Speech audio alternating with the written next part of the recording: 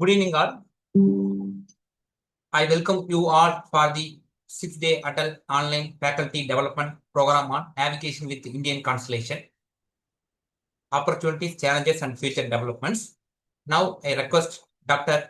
Barita Begum, Madam, to welcome the today's resource person. Good evening to one and all present here. It's my privilege and honor to introduce today's distinguished resource person, Dr. P. Naveenkumar, an eminent academician, researcher, and a visionary leader in the field of electronics and communication engineering. Professor P. Naveenkumar has obtained his PhD in electronics and communication engineering from Osmania University. He has published around 120 research publications in various reputed international and national journals and conferences. He has also successfully completed several major and minor research projects from Space Applications Center, ISRO, Department of Science and Technology, Government of India, World Bank, etc. He has established in Osmania University a state-of-the-art and advanced GNSS research laboratory in collaboration with the ISRO, which was inaugurated by then Chairman ISRO Sri A.S. Kiran Kumar during the century celebrations of Osmania University in the year 2017. He is instrumental to establish a new Osmania TV, which is the first university in the country to have its own satellite TV broadcasting channel for transmitting its educational content. In association with Department of ITE and C, Government of Telangana. He is nodal officer for several MOUs with Osmania University such as CMET, Government of India, OTH University, Germany, SAC ISRO, TSAT, Government of Telangana, etc. He has over 25 years of teaching, research, and administrative experience, guiding several PhD scholars, and 7 of them were awarded with PhD degrees under his guidance. He has visited several countries, including USA, Japan, Germany, Malaysia, Italy, Vatican City, Oman, Thailand, etc., on various academic and research assignments. He has received several prestigious national and state awards. Professor Srinivasan IETA Memorial National Award 2024, CHSN 2020 Young Researcher Award, Award for Excellence in Research, Osmania University Vice Chancellor Award 2022 for Research Excellence, Sir C.V. Raman Memorial Award 2019, Dr. Vikram Sarabhai Memorial Award 2024, Best Research Paper Award, etc. He is instrumental in design and development of OU website in 29 mental linguistic languages, introduced QR code based infra asset tracking system in OU, special mobile application for women and girls of OU, etc. He is a member of many central and state government committees and several governing councils of leading academic institutions. He has introduced global navigation satellite systems and navigations with Indian Constellation, Indian GPS course laboratory in the UG PG curriculum and laboratory courses in PG course at OU. Professor Naveen Kumar served as Vice Chairman IETE Hyderabad section.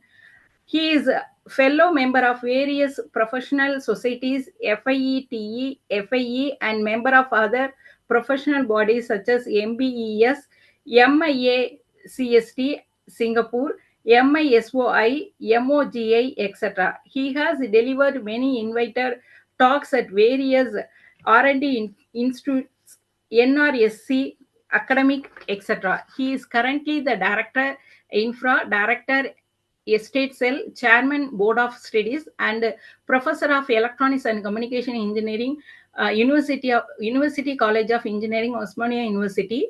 We are truly honored to have such an inspiring academic leader with us today.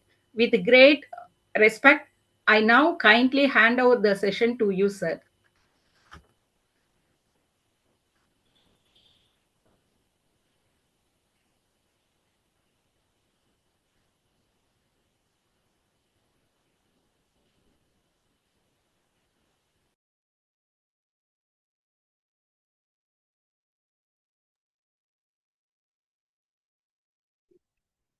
Yeah, very good evening to one and all.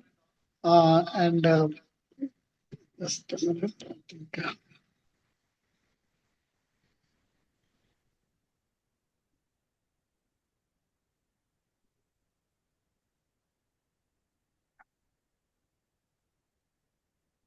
I hope my voice is audible to everyone. Yes, sir. Yeah. So I'm really very fortunate to be associated with the Atal Online FDP program, and thank you to Dr. Mukesh for giving the opportunity to deliver the talk on NavIC vulnerabilities. Um, So this is the outline which I would like to talk about this. It's on GNSS, NavIC, the current status, NavIC vulnerabilities, then about the SBAS and GBAS and other kind of the applications which we have here. So I hope some background. So to keep in view of all the participants. So GNSS, well-known term, it's a global navigation satellite systems which will refer to the worldwide positioning, navigation, and time determination capability from one or more constellations. You have totally 6 constellations are there for global and 2 regional constellations like GPS of USA, GLONASS Russian, Galileo European, then BDOG 3 are compass for Chinese. Then regional systems also have, that is NavIC and QZSS, that is the Japanese system. So global system would be able to cover the whole globe, providing PNT services, whereas the 2 regional system will cover their respective country and little bit extension of their boundaries. So quickly we'll come to the NavIC. So earlier when ISRO started this particular program, it was very well known as Indian Regional Navigation Satellite Systems. Subsequently, the Honorable Prime Minister of India, Sri Narendra Modi ji, renamed that particular title as the Navigation with Indian Constellations. So across the world, it will be very well known as NavIC. That is the India's own GPS. So in fact, people recognize that India is one of the country among hundreds of countries, around 100 plus countries across the world, having its own GPS constellation. So little introduction about that. So why the need for India's positioning system? In fact, when GPS systems are already available, why we need to talk about this particular system. So during the Kargil War in 1999, Pakistan troops took the position in the high mountains. So one issue was with the Indian military was able to trying to get their hands on GPS, but they could not get their, the data was not accessible. And in fact, after some time, the Indian military has realized that the signals were not provided to Indian side. And that experience at Kargil made they realized the importance of indigenous navigation satellite system. That is the idea of IRNSS has begun to into shape. So this is developed by ISRO, and in fact, over the oceanic region, the position accuracy was designed to provide around 20 meters, and on the Indian landmass, it will be around 10 meters. And apart from covering the Indian region, it will also be covering around 1,500 kilometers around the Indian region. And IRNSS was like any other constellation. It was designed to provide 24/7 service availability under all weather conditions. And it also like GPS, it is be able to provide the civilian service and restricted service. Restricted service, for the Indian military, and civilian services across the people who have access to the IRNS signals. Like that of GPS, we also have for the architecture consists of space segment, ground segment, and user segment. All the 3 like that. This operation will be similar to that of where control segment would be able to coordinate with the space segment. Space segment will be able to consist of the satellite constellation. They would be able to transmit the signals, in fact, in L and S band, 1 to 2 gigahertz and 2 to 4 gigahertz, to all the segments in the control segment, and they would be able to receive the information and upload the corrections to these satellite constellations. And satellite constellation will be sending the signals along with these corrections back to the users. Like unlike the GPS, the IRNSS or NavIC satellites are placed in GSO and GEO, orbits at different satellites in different at different locations, so that these signals are visible 24/7 to the region of coverage.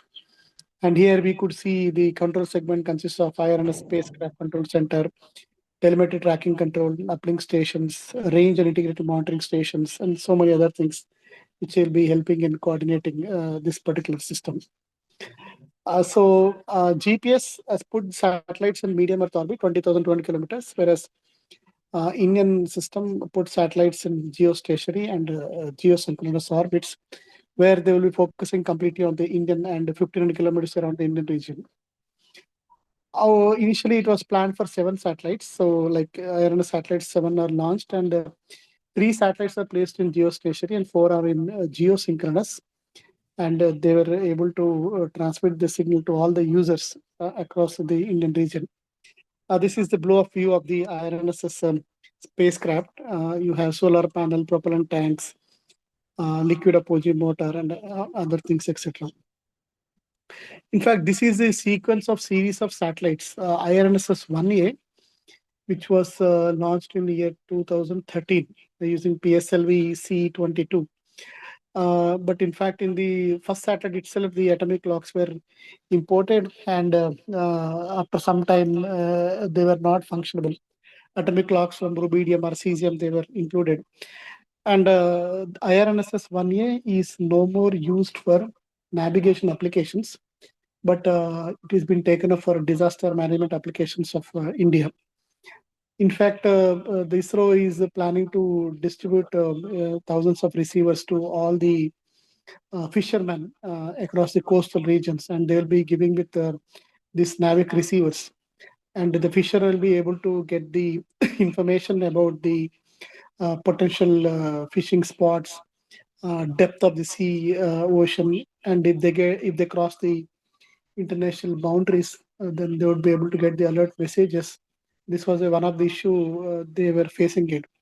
So it was very helpful to all this. After looking at the Bombay attacks on the Taj Hotel, where now all the boats, Indian boats should get registered with the government of India, and they will be provide these IRNS receivers. Apart from that, IRNS 1 is also used for many other disaster management applications. Subsequently, IRNS 1B, C, D, E, F, and G, they were launched using, again, PSLV of different series, and they all were in operation. Later, 1H was taken up, but it was failed to be deployed. Then 1I was successful in the year 2018. Then after this series, recently in 23, they started NVS-01, next generation series of satellites, and it was successful. And this year on 29th June 2025, NVS-02 was also taken up, but it has got some glitches, and still we need to wait for the outcome of that. So subsequently, many more NVS satellites will be launched, and then replacing the earlier satellites. We'll see more about the NavIC vulnerabilities also. So ISRO was planned to put all the 11 satellites into the space, and once it is done, they say the constellation is complete, then they would like to expand it for a global coverage. So like that of GPS, the NavIC has also got the IRNSS ground segment. We have IRNS CDMA ranging stations, ISRO Navigation Center, then IRNS range and integrity monitoring stations, and timing facility, data communication. All these have been at a different location in India, and they all will be coordinating for calculation of the correction, providing the position, time, and navigation applications. So ground segments also, we have many numbers are there, 9 for satellite control at station, satellite control station, 2 numbers, IRIMS we have 70 numbers, etc. And they all will be coordinating and calculating the corrections and uploading back to the satellite constellation. Like unlike GPS, the IRNSS will be able to transmit signals in L and S band. and it also provides SPS service and RS standard position service for civilian users and restricted service for the military applications of only Indian military people will be able to decode this particular signals. We have this L5 1.1 gigahertz and S signal in 2.4. Recently, we also have L1 also. So that's also available, added one more signal to the IRNSS constellation. These are the different typical specifications of IRNSS satellite. A nominal lifetime will be around 7 to 8 years. Like that of other satellite constellations, the payload would also consist of navigation signals and other onboard atomic clocks. This is the IRNS-1A spacecraft prior to the launch, which was there. And like GPS, wherever GPS is there, we can be replacing with that, or it can be work along with them in a multi-constellation system, and which will cater to the needs of civil aviation and all that. And India need not depend upon any other foreign power for military navigation or even for civilian, applications, etc. And we have other fleet management, forest department application, disaster management applications. So many different things can be managed with NavIC applications. In fact, to give you a background, Osmania University, we also have signed an MOU with SAC in 2016, and to do the performance evaluation of these receivers. And accordingly, we established the Advanced GNSS Research Laboratory. And based on that, we have received the initial IRNSS receiver, IRNSS, GPS and Gagan receiver. And our laboratory was inaugurated by former ISRO chairman, Sri S. Naveenkumar sir, and has given a lot of suggestions where many of our PhD scholars have completed, around 9 PhD scholars have completed their work in this. This is the receiver, I think second generation receiver, where we were given this to do a lot of work on this. This is the GUI of it, and these are the different, number of satellites visible at our Hyderabad location. This another type of receiver we got, that is the data pattern receiver. Of same IGS receiver will be able to receive these signals and all that. Later, based on this, we have done the performance evaluation of this for kinematic applications. So in 2018 itself, we hired a vehicle, and then on that we kept the antenna and did some work on that to do the comparative analysis, how the GPS and IRNSS are able to, work, receive signals and all that. And we traveled throughout the campus under heavy canopy and also at different speeds under the tunnel. So many things we have done it, and at the time, the IRNS was able to provide better, positioning accuracy, and also signal strength was very good when compared to that of GPS. And same results were being also presented to the SAC ISRO Ahmedabad. But still, keeping all this in mind, we have these spoofing and jamming concerns are there already. So still, like any other constellation, these need to be taken care. Some few are unintentional interferences will be there. Some are intentional interference also will be there. So there is a need and development of better jamming and better anti-jamming techniques to be incorporated on the NavIC constellation, and also better anti-swooping technologies need to be incorporated on this particular system. And let's see what happened on this particular thing on the NavIC vulnerabilities. So keeping in view of total number of satellites which are being placed. In fact, recently we have seen in the news and everywhere that NavIC is facing a critical crisis as most of the satellites have become non-operational. Because since 2013, it's more than around 12 to 13 years, the satellites were put into the space and their lifetime is complete. So NavIC was facing critical crisis, and out of 11 satellites in constellation, only 4 remain functional, and 2 of them are nearly exceeding their design life. So you could see the whole issues were there. And India depleted a near defunction fleet of NavIC satellites would require very emergency replacements. And because the whole thing of developing the indigenous system itself will come to an end, because Indian strategic forces, they play a major role in augmenting warfighting capabilities. And also IRNSS 1B, which already exceeded its planned lifetime of 10 years, could stop functioning anytime. Then same is issue with 1E also. It has got less than a year to complete a decade in service, and already 1E faced suffered partial equipment failure. So these issues were, popping up with this particular one. What is the current health of the constellation? We could see only 5 of 7 satellites remaining full operational as of early 2025, creating significant coverage gaps. Anyway, when we say only 4 satellites are required, but at least to have the coverage and all that, the other satellites are also required. And we had a lot of issues, and it is very difficult to even cover the boundaries of Indian region, covering that 1,500 kilometers. And hardware degradation was also there. In fact, the critical anatomic clocks made of rubidium and cesium, they have failures were there and have sidelined key satellites, dramatically reducing the reliability and timing precision and all that which are happening. Where synchronization of timing with many other applications have become a issue now. Apart from that, the launch delays were also there. In fact, there were many setbacks and replacement satellite launches. They have slowed the modernization, replacement efforts was there an issue or there. So all these have contributed, to the critical crisis. Then ground control, we had like ISRO navigation center, which would be continuously monitoring these. So we had an issue with them also. They're facing challenges in maintaining system integrity. The RMP parameters will play a major role, and we had issue everywhere.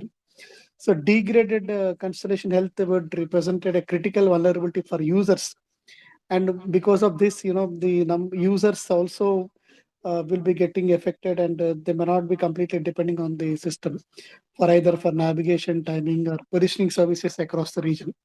So it's a known fact which we had.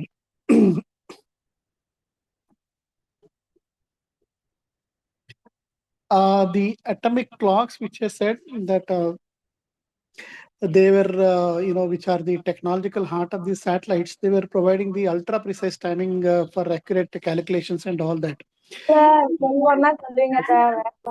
But, unfortunately, as of mid 2025, 5 out of 8 satellites launched rendered fully defunctioned due to the failure of the onboard clocks.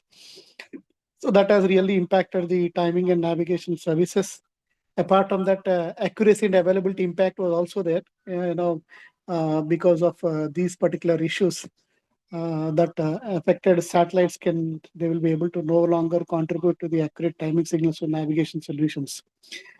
And also loss of one satellite's timing contribution can push accuracy from meter level precision to several meters or worse, and undermining the confidence in this complete system. And apart from that, we had a magnified vulnerability. Like other GNSS constellations, even though they encountered similar kind of atomic clock issues, but because they have a large number of satellite constellations, the redundancy was able to take it up, and they were able to cover up the individual failures. But this was not the case with the NavIC, as we don't have a sufficient number of satellites being put into the space. So mitigation strategies, ISRO is taking up many actively developing next generation atomic clocks with improved reliability and longer operation lifetimes. So in fact, these advanced clocks would be able to learn from the earlier failures, and we may have a better RMP parameters in terms of it, and people can rely on those particular systems. So replacement delays, which we said, many planned launches of replacement satellites also have faced significant delays, forcing the extended reliance on aging first generation hardware. And recent attempts to deploy second NVS satellite have also faced issues. That is NVS 02, which was launched in January 2025, suffered a propulsion system malfunctioning also. So this is another issue which was there. And the second one is launch vehicle challenges were also there. Both PSL and GSLV have encountered scheduling conflicts and technical issues. And also competition for launch slots from other high priority missions have further impacted the NavIC deployment timelines. That was another issue was there, and NBS rollout slower than the plan. The good planning was done, but rollout was not done appropriately. So that's another kind of issue we had. So these also need to be taken up. That's another issue which is there. Then the fourth issue we had is about the coverage gaps. So dangerous scenarios where satellite failures could result in temperature coverage gaps, and we could miss out the critical information also on those issues. So all these have been there with us, and also the end of life was issue was there, and subsystem degradation were also there. Limited redundancy crises were there. Next generation solutions were another kind of issues which were there, and though ISRO planned for higher payload capacity and more frequent launches and other things have to be taken up. That's another important task which you need to tell them.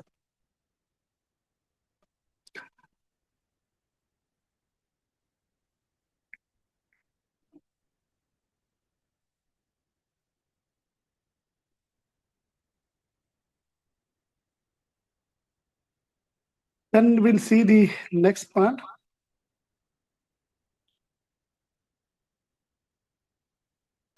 That is about the the signal and environmental the vulnerabilities which are there. So we like other considerations, jamming and swooping threats were also there. But despite stronger regional signal power, NavIC remains vulnerable to deliberate jamming and swooping attacks. So there is a need for improvement, good improvement in the anti-jamming and anti-swooping techniques need to be incorporated. And that is the other issue which was there. And fixed position of geostationary satellites in constellation create predictable targets for directed interferences. Like if you look at the other constellations, like global constellations, it was very difficult. But since it is our NavIC is a fixed positions are there, so that we had other issues were there. So adverse systems can focus jamming efforts on specific orbital location with devastating effects and etc. Apart from that, we had RF interferences, unintentional radio frequency interference from terrestrial sources, combined with all the GNSS errors, and they all affected the significant degradation signal quality, position accuracies, and all that. And then anyway, space weather, you also have topic on this. Space weather impacts were there, solar storms, CME, and so many other things are also going to affect the systems and also can damage the satellite part of the electronics. So strategic vulnerabilities, when we say that is global coverage dependencies were there, geopolitical risks were there, indigenous bottlenecks, and also cyber security threats. This is another important thing with NavIC need to be taken up. So limited regional footprint, it is going to limit the global coverage, creating dependency on interoperability with GPS or other systems. And then this compromises the true independence of the global operations. And apart from that, we also had South Asian tensions, highlighting geopolitical tensions in South Asia, elevating the risk of intentional signal disruption during conflicts and other issues. Manufacturing dependencies is another kind of issues which need to be taken up. Reliance on indigenous launch vehicles, satellite manufacturing creates potential bottlenecks in constellation, etc. So limited production capacity is another issue was there. And emerging cybersecurity threats target around ground segments, user terminals, communication networks. So there should be proper, technologies need to be incorporated so that the cyber attacks can also be handled easily, and they take up this particular thing. And keeping all this view, what will happen is commercial and adoption challenges were there. Limited global reach was there, integration progress, ecosystem gap, trust building were all the other issues which were there with the this particular system. So multi-constellation receiver that support NavIC along with other are still improving, but still evolving and not just decays. And the market realities without significant commercial adoption, NavIC struggles to achieve the economics of scale in the user equipment and other things. And also the user equipment ecosystem remains smaller than GPS. like very few chipset manufacturing device integrations are available as of now. So a lot of things have to be taken up. Awareness, confidence issues persist among civilian and commercial users regarding NavIC reliability and accuracy compared to establishing systems. So these are the some of the issues, and what is the way forward we need to think is on that is about NavIC stands as a critical strategic asset for India's national sovereignty and regional systems. So system need to be provides essential services, but we need to strengthen them in terms of the launching of next generation satellites, incorporating good anti-jamming and anti-swooping and better anti-cyber attacks techniques and all that.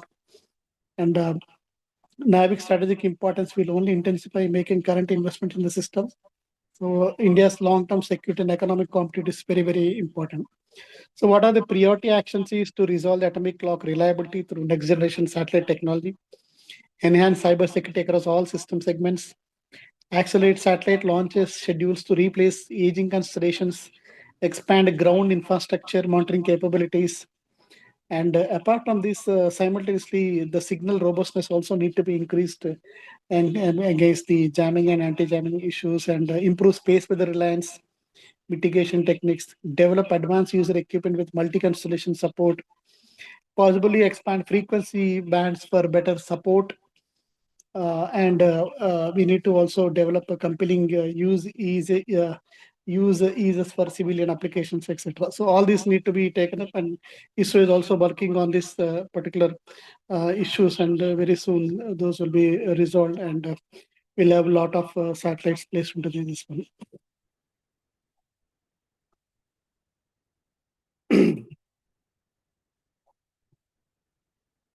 Subsequently, the other alternatives which civilian people can just, I want to get into this about the SBAS systems where we can use, though we say standalone GPS, a standalone NavIC would not be able to support Cat1 precision approaches.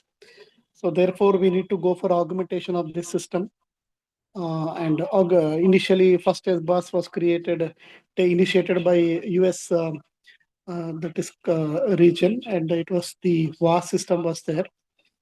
In case of precision approaches landing of the aircraft, it's very important that Cat 1, Cat 2, Cat 3 are being required for this. So these are the accuracy requirements for different types of approaches. Cat 1, you have a decision height of 200 feet and horizontal accuracy of 16.5, vertical accuracy of 3.4. For category 2, decision height of 100 feet, and category the decision height of 50 feet. So at a height of this particular one, if you look at the Cat 1 at a height of 200 feet, the pilot or aircraft should have a capability to take off in case of any issues on the ground and all that. So, but none of the NavIC systems or GNSS system would be able to take up this particular system, and they are not meeting the requirements of this. So therefore, there is a need for augmenting these particular systems. And we have many other countries have taken up these particular things, like US SBAS is known as WAS, European is IGNOS, EMSAS is Japanese, Indian is GPS. Basically, they all use the GPS signals and improve their position accuracy by transmitting the corrections to the space segment. Like these are some of the coverages in the initial. Many other countries have also developed their own SBAS systems, and they were able to take it up. So let's see the operating principle of WAS, and which is similar to that of any other particular constellations. We have this, if you look at the WAS, wide area augmentation system across the US region. So it will be all these particular wide area reference stations were been spread across the US region, and they are placed with a very well surveyed reference receivers, and they'll be able to monitor the GPS signals.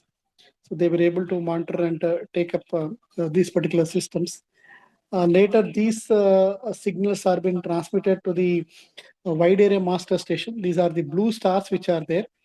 They are able to take it up, and the information collected by this is sent to this, where at wide area master stations, corrections message was calculated, which are valid for that particular region.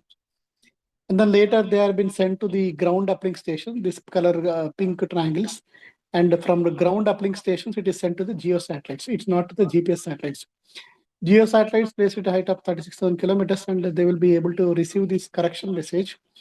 And now when the aircraft is moving over the US region, it will receive these corrections from the geo satellites, and also it will receive the signals like GPS signals.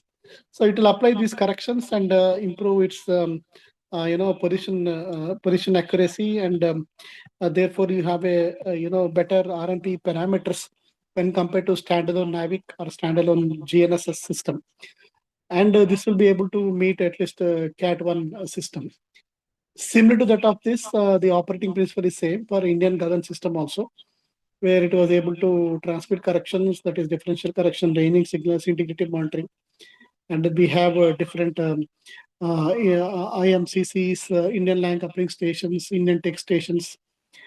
And these are the different locations of tech receivers, total electron country receivers, which are placed at different locations across the country. And recently, many other SBOS systems have been developed by different countries. Like if you take CAS, that is it is operation in South Korea. Then SDCM for Russia. Then China, we had South Pan, Australia, New Zealand, and recently, the Africa has also taken up this particular system, because anyway, these signals are freely available, GPS signals, and they were able to use that signals and take it up this one. But since it is not able to meet another Cat3 applications, so another system which is known as GBAS, ground-based augmentation system, or local area augmentation system was the order of the day, and it was taken up. And this particular VAS would be able to, or SBAS would be able to cover that particular country only, because the corrections are valid over that region only, atmospheric region, and they were using the GPS signals. But it will not be able to meet the category 3 precision approaches applications. So especially for civil aviation, we need to go for a new system, GBAS or LAS, local area augmentation system, and which will be able to provide highly accurate accuracy, availability, integrity requirements, because we need to have a pinpoint position for aircraft landing and takeoff, which could be within less than a 1 meter applications. So what is the primary benefit of LAS? In fact, if you look at, suppose if you take example of a Chicago airport, 12 runway ends are there, and each should have a separate ILS, instrument landing system. But whereas once you replace that airport with one LAS facility, all the 12 ILS facilities can be replaced with a single LAS system. That is a huge, great advantage, and a lot of cost saving in terms of maintenance and upkeep of existing ILS equipment. So single installation, major airport, multiple precision approaches within the local area can be covered. That's the kind of technology which, all the countries, we have ICO, International Civil Aviation Organization, which is going to take up. And we have another benefit also with the last system. That is, approaches are not straight in. So you can utilize the curved or complex approaches such that they could be flown on to avoid any kind of obstacles or decrease the noise levels in areas surrounding an airport and all that. And FAA, it has also recommended that only a single set of navigation equipment is needed on the aircraft for both LAS and VAS capability. So that's another huge advantage with respect to implementation of the LAS in a particular airport. Then we see this the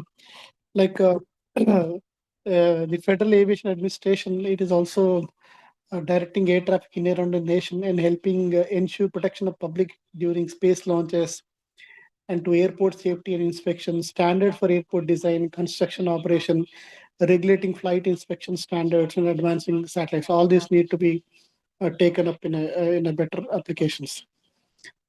So FA hopes that LAS would result in decreased cost of the airlines and passengers, and also as well as in general aviation sector. If you look at the typical architecture of this ground-based system, ground-based augmentation system or local air augmentation system, it will have the ground equipments and avionics. It will also have 4 reference receivers and LGF, last ground facility, and a VHF data broadcast transmitter, and also G for complemented equipment for LAS avionics installed on the aircraft.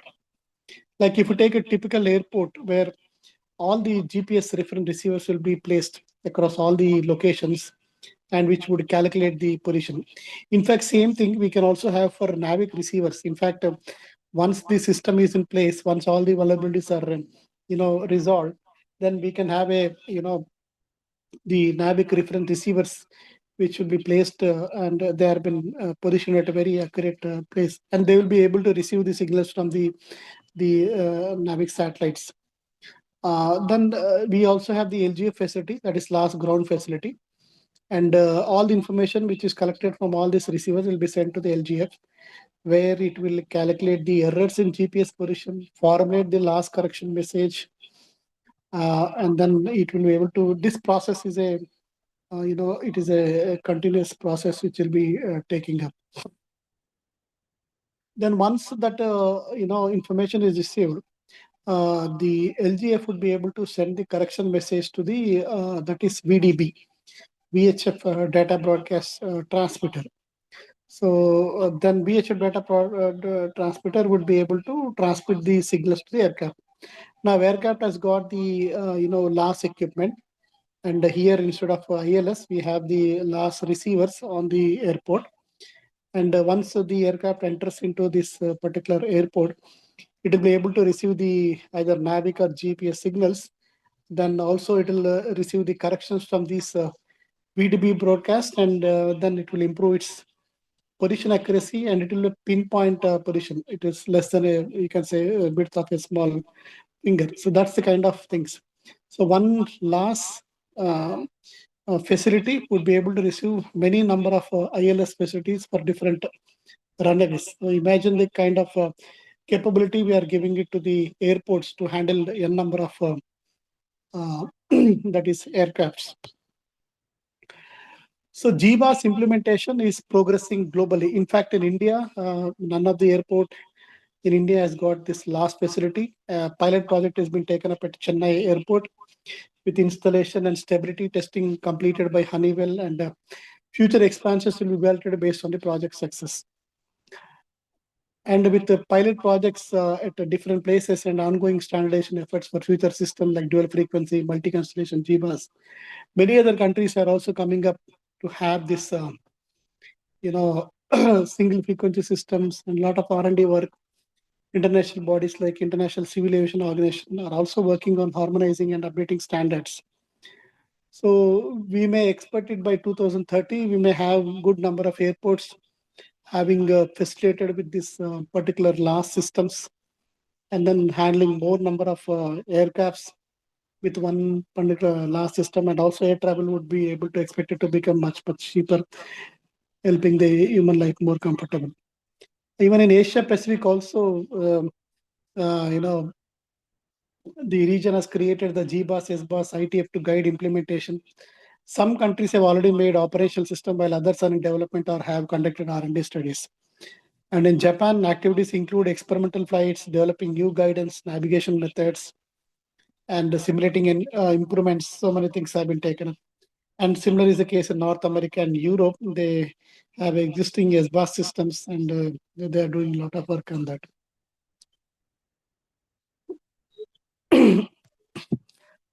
Standardization and future developments of these systems. So ICAO GBAS working group, they're doing a lot of work on standardizing the next generation of GBAS satellite, that is called GSAT, GAS-T, which will be more resilient to the ionospheric conditions and suitable for the airport aviation applications. So timeline has been set to validate all these things by 2030, and ICAO is slowly developing many comprehensive guidance documents to help the countries with its implementation, because it's because of the safety of life application. Civil aviation is very critical, handling more number of aircrafts. And challenges are there, ongoing work with the bandwidth and interferences. And current single frequency GBAS system face a lot of issues with the bandwidth and interference from other systems, which the new DFS standards which aim to address. So hopefully many other countries are going to take up these applications and place these particular things.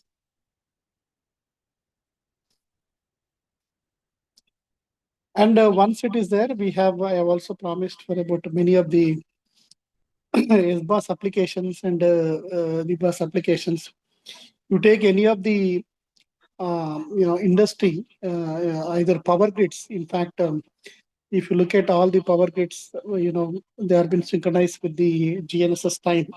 So once we have the NavIC in operation, then these power grids can be synchronized with the NavIC time, and it's a very big issue. A falsification of small time information can destroy the complete power grid. So that's the kind of criticality in the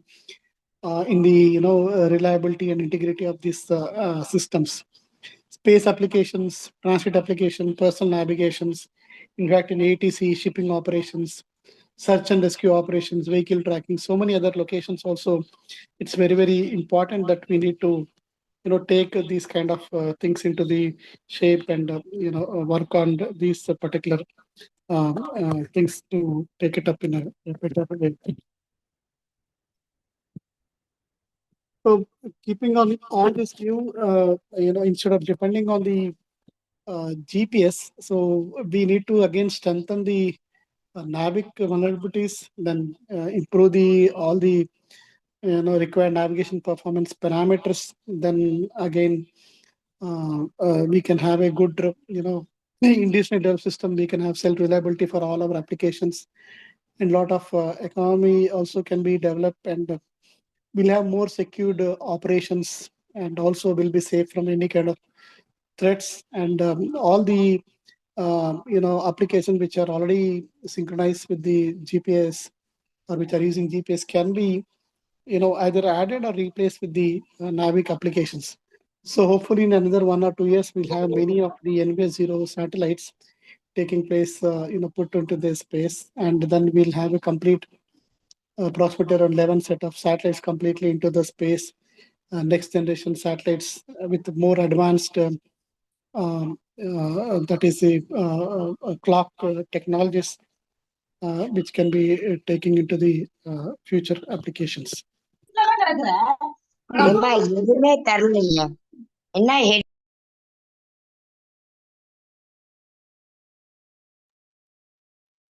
Sir, please unmute, sir, yourself, sir. Naveen, sir. Please unmute your mic, sir.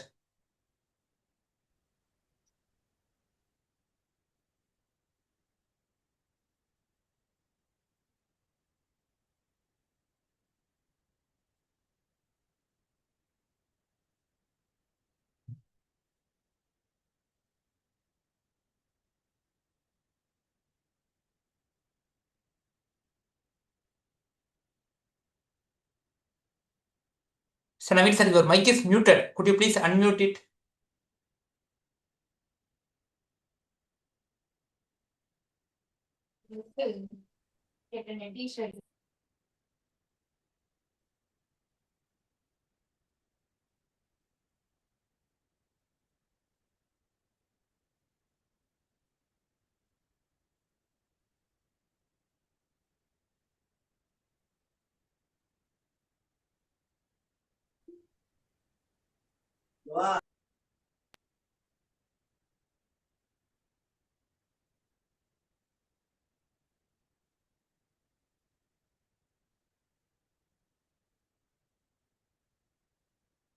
Hello. Yes, sir. Yes, sir, please, sir. Yeah. So there are many of the issues which are there, which need to be issues which need to be taken up, and we need to work on them. And I'm open for the discussion, and thank you for giving this opportunity. So I have been talking about the even GPS modernization also coming up. So that's another. We have a another set of constellation that also to complete by 2030. Already 4 to 5 satellites have been placed. GPS 3 systems satellites have been placed into the space, and they are already transiting. So learning from that constellation where the design development architecture is already released, keeping that in view also, it is maybe Israel also working on, Israel working on to have a better, anti-jamming techniques and better swooping, anti-swooping techniques, and then in terms of implementing the signal integrity, availability, reliability also. And control segment also will need to be having a flexible architecture is also required so that in future cyber attacks also it can be done. And possibly the satellites cannot be replaced because they are at fixed locations. So that one is another issue which was there because the fixed locations are there. It may be possible to have any kind of jamming or interference issues will also be there. Once we have this complete this constellation, then immediately we can India can go for a deployment of the global system. So, government of India, they are working very seriously to take up this particular issues to resolve this NavIC vulnerability. But apart from that, we also have this Gagan implementation, LAS implementation are there. Many other SBAS receivers are already in place. They will also be useful and they'll be able to take up this particular application.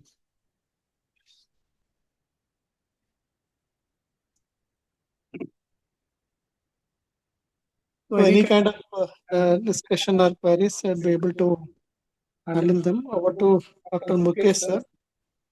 Lot of research are there, but we had conducted many experiments earlier, and we were doing work on that. But now because of these issues, many of the startup companies, they have a lot of chipsets and all that. They are facing issues with the satellite constellation, and that could not progress a little bit. So it takes time to take it up into the space. Yeah. Thank you, sir. Yeah, Sir, already India is having the Gagan. So whether Gagan is LAS is better than Gagan? Sir, can you repeat again? Already India is having the Gagan. Yes. Whether the LAS, you told LAS, local area augmentation system, that will be, once it is implemented, that will be giving the better positional accuracy rather than 100%, 100%. Sir, Gagan is again depending on GPS, first thing. Second one is it won't meet the category 3 precision approaches used for aviation sector. So anyway, it is not suitable for that. So we had an issue with that. So therefore, definitely we need to go for that particular system. That is, both are different things. For suppose for search and rescue operations, we can completely depend on this particular one. But whereas whereas for other applications, that aviation applications, you have to definitely use it for that. Use pass for that applications.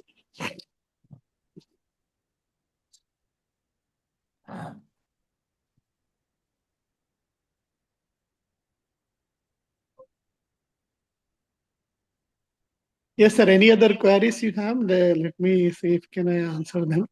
Yes, sir. And in fact, I have asked this one, like when India is taking up, maybe I want to share that,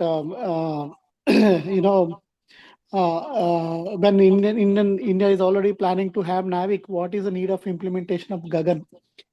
So Gagan actually initially it was coined by Dr. Ganeshan from ISRO earlier. So I had an opportunity to interact with him, and he said even though Gagan was there, both projects were taken up, but to improve the indigenous system and to have more integrity and reliability and other RNP applications, Gagan was taken up. That's what they were telling at that time. Oh, nice, sir. Nice, sir. Yeah. Participants, any other questions? Kindly, please. Sir, and also kindly, what the thing is, a lot of research scholars are there. So, could you please tell some of the courses which were conducted by the Osmania University about the GNSS, all those things? Yes, sir. In 2 fact, minutes. we have this advanced GNSS research laboratory, sir. Since 2016, we had this IGS receivers and other equipment were there, we receive data, and then a lot of people have worked in that, and we shared it. And with that experience, recently we had an MOU with NRSC, National Remote Sensing Center also. And the director, NRSC, Dr. Prakash Chavan, is also visited our laboratory. And based on that, we are collaborating and to develop new certified programs in terms of, space technology. So there is a need for development of manpower so that they can directly work with the ISRO and other, because the ISRO is also allowing many of the private teams also to enter into that.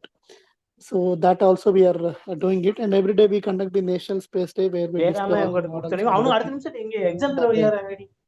So that also we are doing it, and we invite people from BSSC and other places also. They give a lot of talk on Chandrayaan and other missions also. So slowly we'll try to expand, and we are very open to work with any of the organizations also.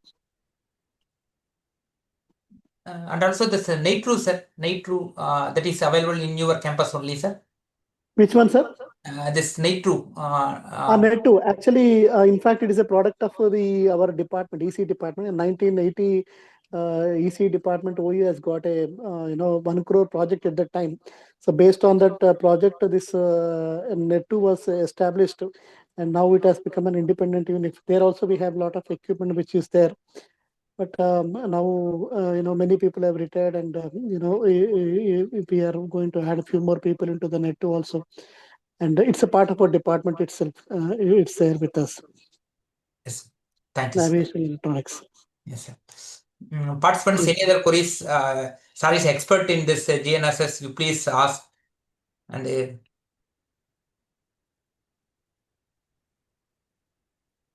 slowly we need to keep on working on the issues with the NavIC, and also some once they keep on adding the satellites, we could also work on the signal strength availability or DOP changes in the values, and also other things also can be worked out.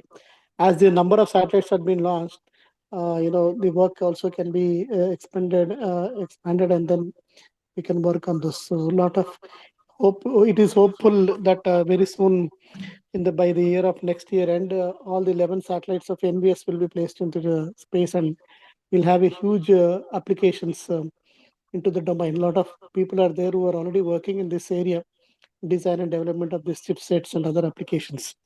So that's we need to wait for them, and we need to work on those things.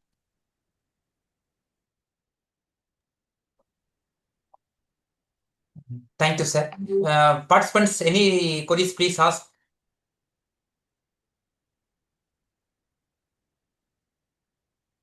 Okay. Now I request Varda Begum, madam, to propose the vote of thanks. Okay, sir. It's my privilege to deliver the vote of thanks for today's FTP session. On the behalf of organizing committee, I extend our sincere gratitude to our esteemed resource person, Professor Dr. P. Naveenkumar, for an informative and enriching session, sir. Your expertise and valuable insights have greatly benefited for all of us, especially GPS, IRNS, NSS satellites, IRNSS ground system, ground segment architecture, IRNS and user segment service and performance, current and health of the constellation, atomic clock failure, launch and deployment setbacks, aging constellation and hardware issues, commercial and adaptation challenges, satellite based augmentation system, GPS augmentation system, operating principles of WAS, and GAGAN, local area segmentation system, and GBOS. I thank our principal and management, HOD Dr. M. Shanti, and the coordinator of Atal FTP, Dr. R. Mukesh, for their constant support, and appreciate all the faculty participants for their active involvement throughout the session. My heartfelt thanks to the organizing committee, technical team, and support staff for their smooth coordination. Finally, I thank everyone present here for making this session meaningful. Once again, we express our deep gratitude to Professor Dr. P. Naveenkumar. Thank you all. Yeah. Thank you so much for giving the opportunity, and all the best. Thank you, sir. Thank you. Participants, please be online. The next resource person is going to join soon. Yeah, Mukesh sir, I'm here, sir. Good evening, madam. Good evening, sir. Good evening, one and all. Yes, madam. 1 minute, madam. Now, Dr. Malaisamy, sir, are you there? Yes, sir. Yes, sir. Okay. So, could you please give the brief introduction and welcome address to the next session resource person? Sure, sir. Sure, sir. Good evening, everyone. On behalf of the organizing committee, it gives me immense pleasure to welcome you all in this Atal FTP, 6-day Atal FTP program on navigation with Indian consolidation, opportunities, challenges, and future developments today. We are honored to have with a distinguished academician and researcher, Dr. Supraja Reddy, for our fourth day session. Dr. Reddy brings with her an illustrious career spanning over 18 years of teaching and 3 years of dedicated research.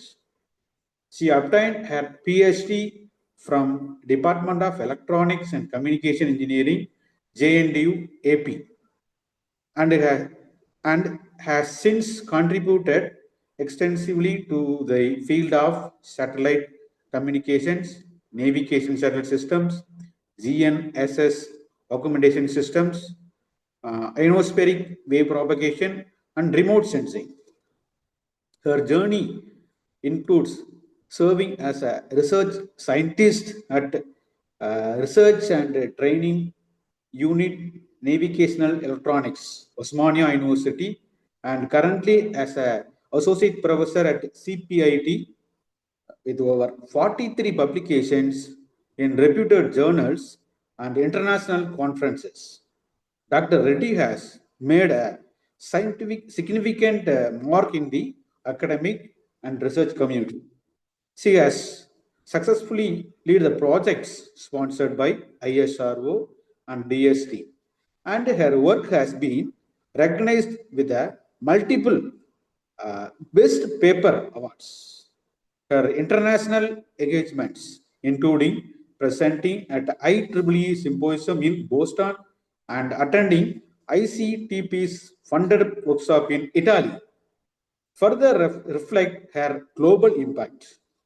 We are truly privileged to have her share her insights with us today.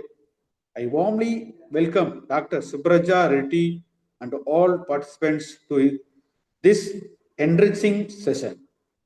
Let us look forward to an inspiring exchange of knowledge and ideas. I request our star of the day, Dr. Supraja Reddy, to take over the session. Ma'am, stage is yours, ma'am. Yeah. Good evening, one and all. Thank you, Malaisamy sir, for a nice introduction. Thank you, ma'am. Today's topic will be on NavIC integration with other GNSS. All the participants must have heard a lot about NavIC so far. Now I will focus upon NavIC integration with the other GNSS, why it is required, and how we can go ahead, what are the advantages. And I will focus upon some research papers in this area, which will give you an idea of what has happened when NavIC has been integrated with, what advantages we have gained when we integrated NavIC with other GNSS. Yeah, just a minute. It all started with the evolution of the satellite navigation. I hope you are able to see the slide, sir. Next slide. Yes, madam. Yeah, yes, sir. So in the early days, satellite navigation, you all know, has mostly depended on a single constellation. Mainly, we all depended on GPS. This limited the accuracy and also availability, especially for civilian purposes. But gradually, more constellations were developed, like you all know, GLONASS, Galileo, BeiDou, and India's NavIC. This led to the idea of multi-GNSS, where instead of depending on just one system, receivers could combine signals from multiple satellites. Receivers could actually receive signals from multiple satellites. We will see what are the advantages. Actually, today's applications demand very high accuracy, resilience, and availability. So, multi-GNSS has become the global standard if we want good PNT services. Now, in this ecosystem, NavIC also plays an important role, especially over India. Now, you all have heard a lot about NavIC, so just let me skip that part of NavIC. You all know NavIC is a navigation with Indian constellation, India's own satellite system, regional system developed by ISRO, serves India and the region surrounding at about 1500 kilometers. Let me skip this part. As we all know, NavIC carries some unique features. It provides continuous and strong signal availability over India. 7 satellites are there, 3 in GEO and 4 in GSO. Signals are strong and uninterrupted throughout the day. We all know NavIC provides 2 types of services, SPS and the restricted service. As we all know, restricted service is for the authorized users. SPS is for the civilian purposes. One key technical feature of NavIC I would like to emphasize here is the dual frequency signals in the L5 and S bands. This helps a lot, especially in the reduction of the ionospheric error, estimation and mitigation of the ionospheric error, which will help us in an improved position accuracy. Overall, this system is designed to be reliable, region specific, and it is supporting a wide range of applications from transport, mobile navigation, disaster management, defense operations, etc. Now, with this brief introduction to NavIC, let us move to what integration means in a multi-GNSS system. When we say integration, actually, there are 2 ways here, 2 kinds here. NavIC can be integrated with other technologies like inertial navigation systems and so on and so forth. That is one kind of integration. Now, the topic that I am going to discuss today is the other kind where you want to integrate NavIC with other GNSS. So what integration means is we are talking about combined use of measurements from different constellations. So my topic of integration is combined use of measurements from different constellations. NavIC, GPS, GLONASS, Galileo, BeiDou within one receiver. Each system has, as you all know, has got unique strengths. Signal structure or orbital configuration or frequency diversity, everything has got its own strength. By fusing the measurements from all these constellations, you can generate an optimized PNT solution, which is generally more accurate when compared to the one from any one of these systems. More accurate than what an individual constellation can offer. This is what I mean by integration in my today's talk. Next, why this integration is needed? Specifically, GPS plus NavIC integration or GNSS plus NavIC integration is becoming increasingly important these days. Because as I've told you, no single GNSS constellation can guarantee perfect satellite visibility everywhere and at all times. We know buildings, terrain, atmospheric conditions often block or degrade the signals. This is where now this multi-GNSS concept comes in. We can see here, first thing, the higher satellite availability.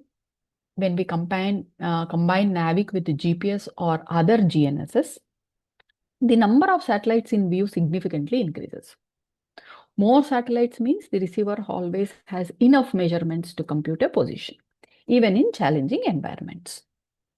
Example, see, if we say at our station, CBIT station, say GPS alone, if we are getting, say, around 6 to 10 satellites, GPS plus NavIC, if we are taking, we are getting around 12 to 14 satellites, giving much stronger coverage.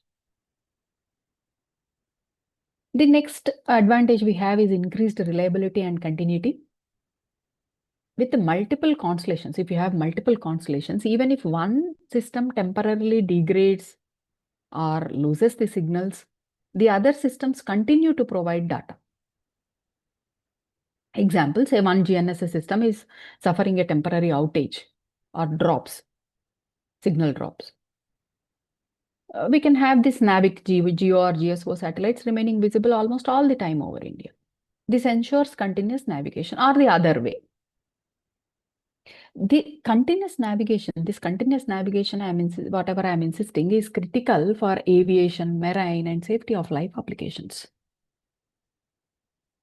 Next, stronger reliability in obstructed environments. Urban canyons, forests, mountain regions, as you all know, they all block the low elevation satellites.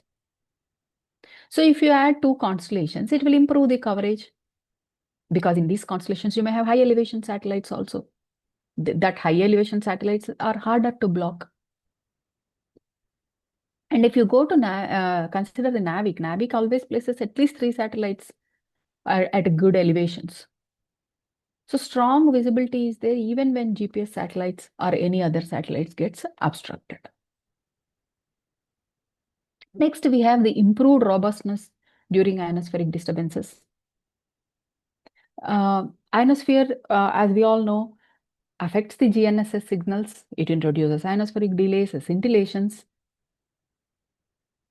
So, if you are going for a multi-constellation kind of thing, then the receiver will have more alternative satellites to use. Say, for example, some satellite signals are worstly affected by ionosphere, it will have more alternative satellites to use. Then higher resilience to jamming and spoofing. Spoofers usually generate signals at particular frequencies. Say they are generating the signals at GPS frequencies, then GPS signals will be spoofed. But if you are using multiple constellations always operate at different frequencies and from different systems. So it becomes harder for the spoofer to affect all signals simultaneously. Same is the case with the jammers. Then the most important of all these is the better geometric dilution of precision, or better DOP, I should say, better dilution of precision. If we have more satellites distributed widely across the sky, definitely you got an improved geometry. And you know, better geometry always leads to lower DOPs. Lower DOP always means high position accuracy. This is one important point that I will be showing you from some research papers, how the DOP has improved. So just let me help you recollect this point. More satellites distributed widely across the sky, more improved geometry. This improved geometry will lead to lesser DOP. Lesser DOP implies high position accuracy. Right? Then this with this I have covered what is integration and why integration is required. Why NavIC is important in multi-GNSS constant. You all know this, many people have covered how NavIC is important to us. Then when you want to integrate NavIC or any other GNSS at the receiver level, say, it is not so easy. It has got few technical challenges because the signal structures are different, because the time references are different, the reference frames are different, hardware limitations will be there, intersystem biases will be there. Overall, we know that integration is beneficial, but challenges are always there. All right. We are not going to focus much on this. What are the challenges when you want to integrate? I'm not going to focus much on this. Let us see how integration is done at the processing levels itself. There are 3 main categories we use to classify the integration. Signal level fusion, where integration happens directly at the hardware and RF front end. Then we have measurement level fusion, where raw measurements like pseudo range and carrier phase from different constellations are combined. position level fusion, where each constellation computes its own position first and then the final solutions are merged. So we have the integration directly at the hardware and RF front end, signal level fusion. Then we can have a fusion where raw measurements like your code measurements and carrier measurements from different constellations can be combined. Then we have position level fusion where each constellation computes its own position first and then the final solutions are merged or selected. That we will see. Now, if we take up the signal level fusion, the first one, whatever you are seeing here, we start with a common GNSS antenna. It receives, say, both some GNSS signal and NavIC signals also, say GPS. Say I am trying to integrate GPS with NavIC. Take a receiver with a common GNSS antenna. It receives both GPS and NavIC signals together. Instead of processing them separately, the signals first go through a shared RF front end. A shared RF front end in the receiver means you all know the amplifier, the filter, the mixer, and so on. Now we can down convert both GPS and NavIC signals to their intermediate frequency. Say I'm working on L5. This stage down converts the GPS L5 and NavIC L5 signals to their intermediate frequencies. From there, the two IF streams, GPS L5 IF and NavIC L5 IF, are provided to a correlator. Both constellations now are processed in a single correlator instead of the separate hardware blocks. Finally, the correlator outputs will go into a common baseband processor, which will estimate your code measurements, carrier measurements, Doppler in one processing chain.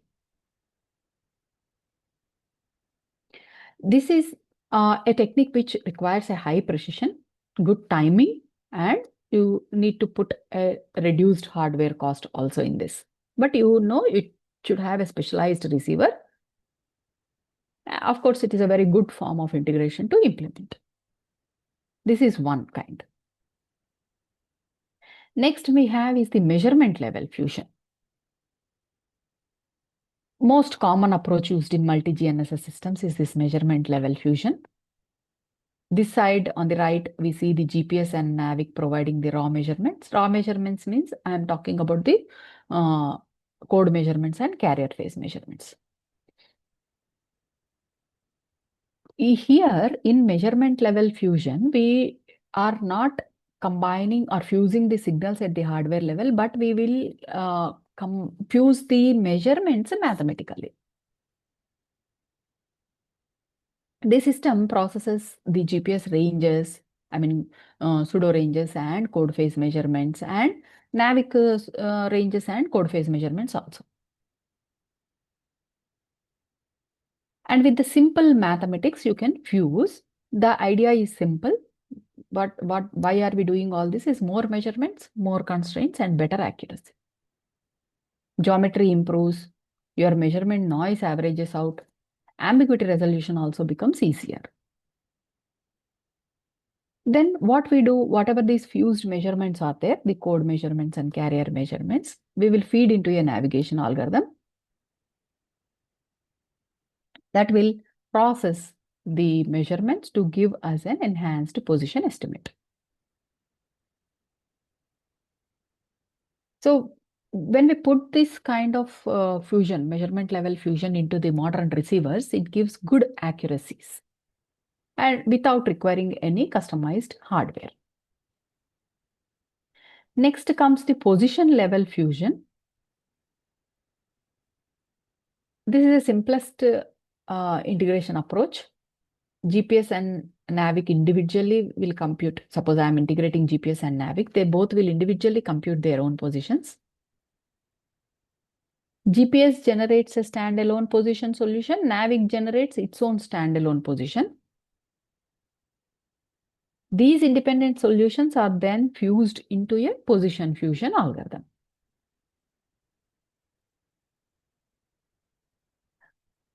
Right? The fused position is usually more stable and less noisy than either of those standalone solutions.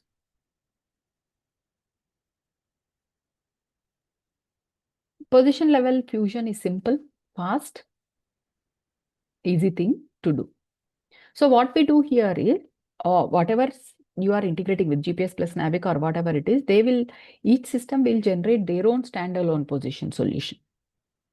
Then independent solutions are fused into a position fusing algorithm, which will give you a more accurate position solution when compared to the standalone position solutions. So this is the way in which you can do the fusion of more than one constellation, maybe NavIC plus other constellations. So as I've told you in the beginning, we have some, I tried to take the excerpts from some research papers, and I will try to focus more upon that. So let us see this.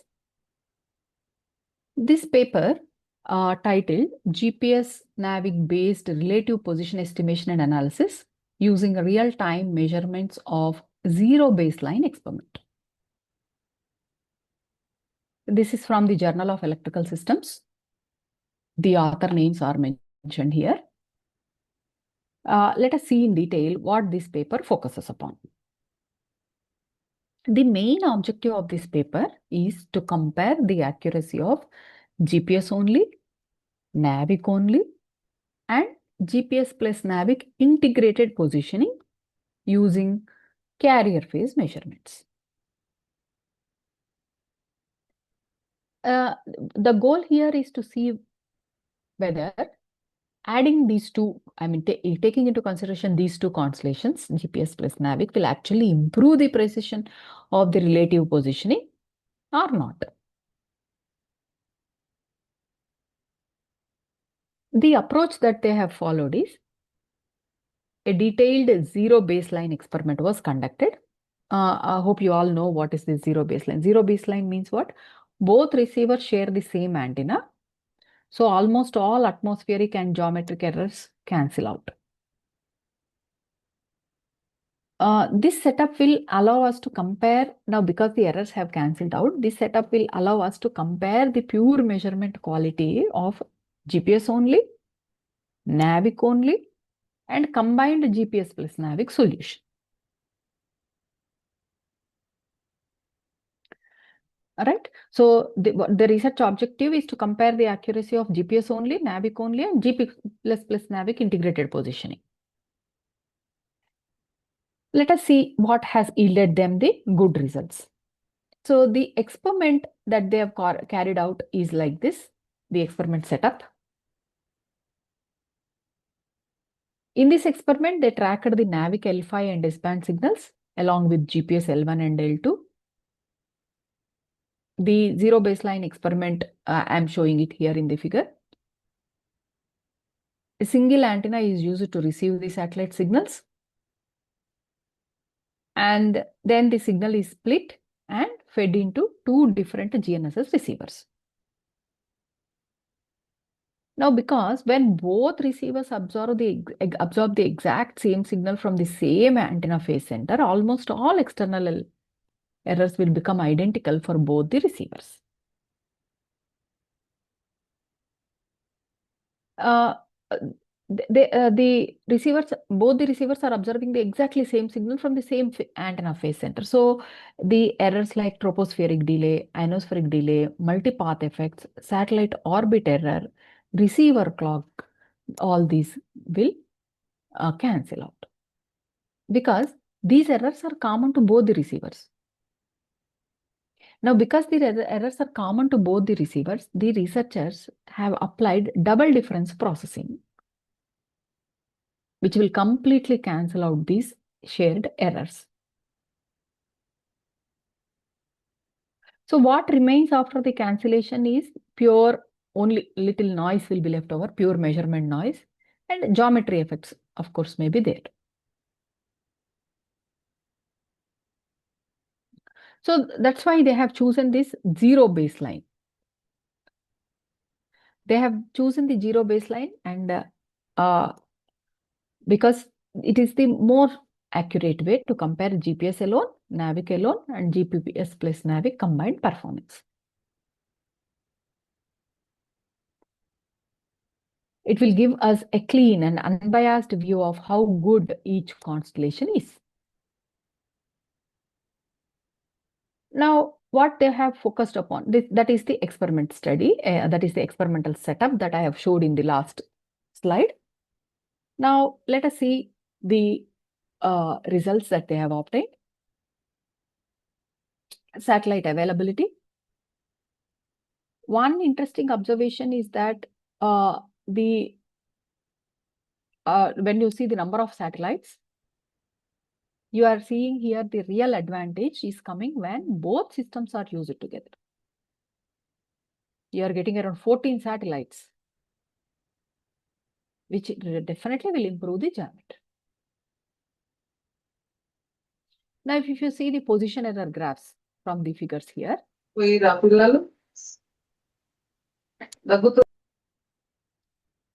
you look at the position error graphs for the east, north, and height components,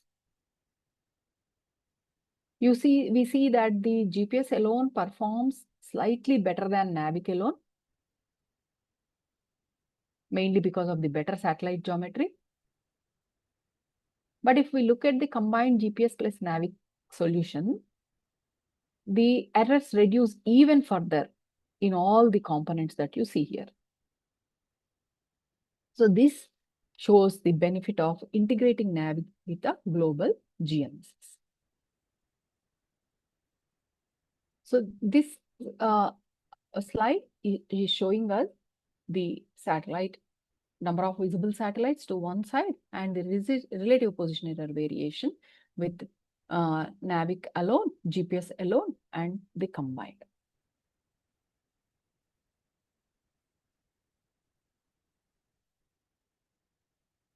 So we can see the same here also, the relative position error variation in the east component for NavIC alone, GPS alone, and NavIC plus GPS. Here shows the relative position error variation in the north component for the NavIC alone, GPS alone, and NavIC plus GPS.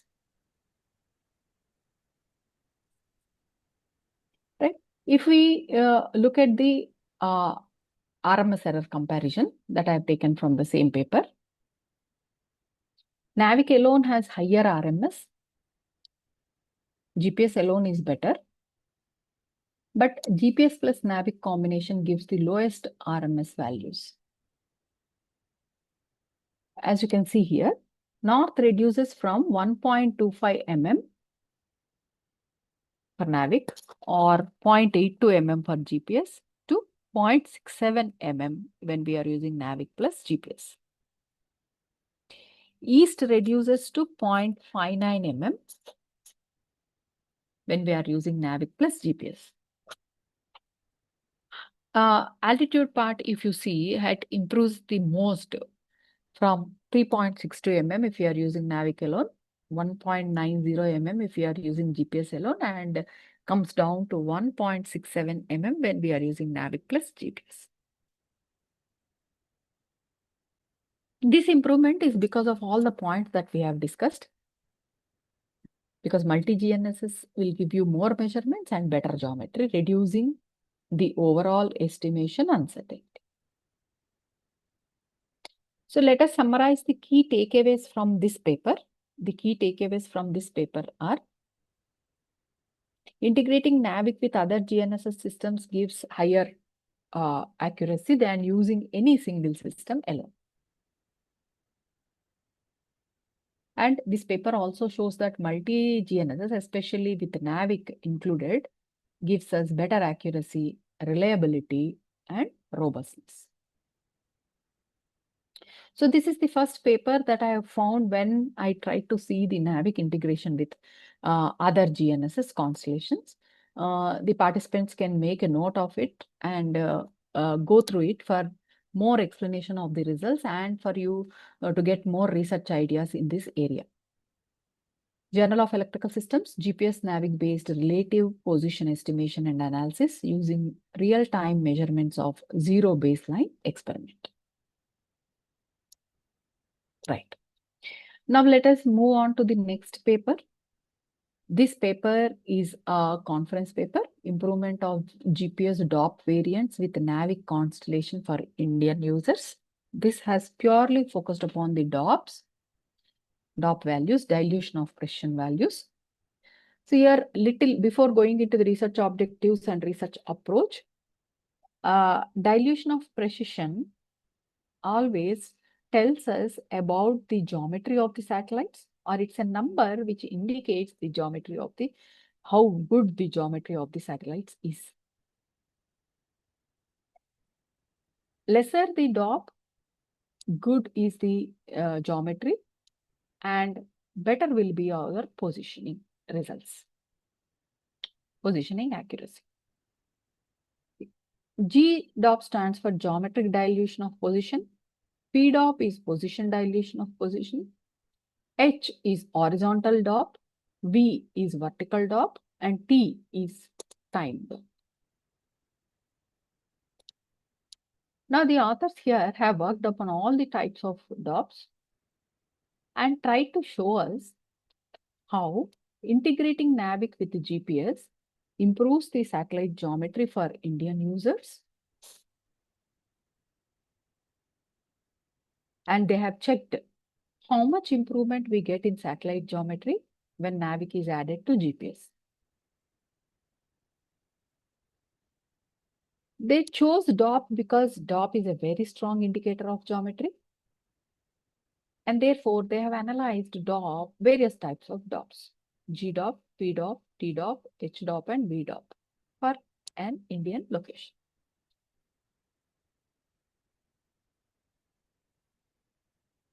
By measuring the DOP values and also varying the elevation mask angles from 0 degrees to 30 degrees,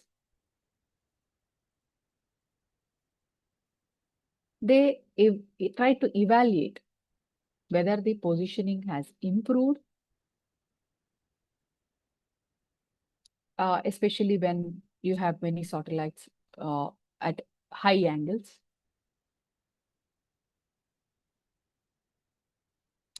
So overall, the goal is to confirm if the GPS plus NavIC is giving you a better geometry and more stable positioning for the Indian users compared to GPS alone.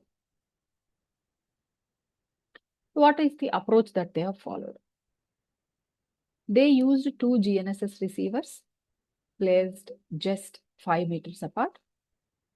One receiver collected only GPS signals. Second one collected both GPS and NavIC signals. They collected 24 hours of the continuous data for each elevation mask angle, starting from 0 degrees and increase in 5 degrees up to 30 degrees. Then for every mask angle, the different DOP values are computed.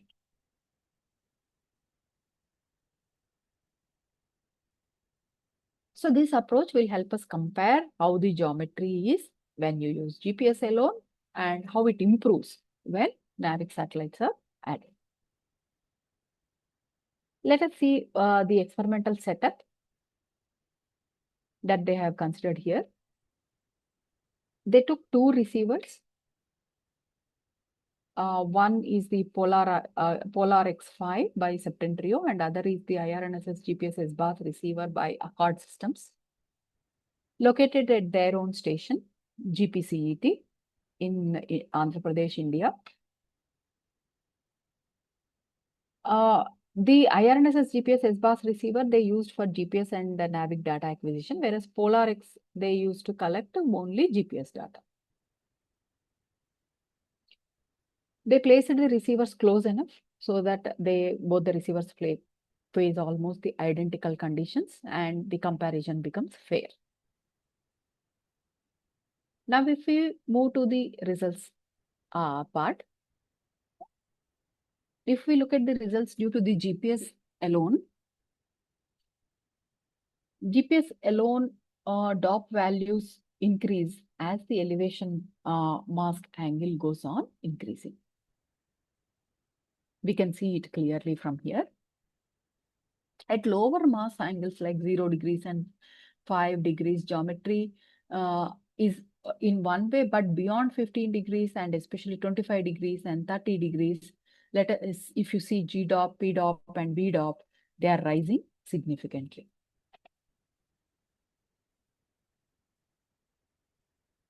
DOP is going on increasing, as you see, because when you go on raising the elevation mass, you are removing the low elevation satellites. But low elevation satellites are required for good geometrical spread. Always remember, DOP will be good when you have the satellites geometrically spread out.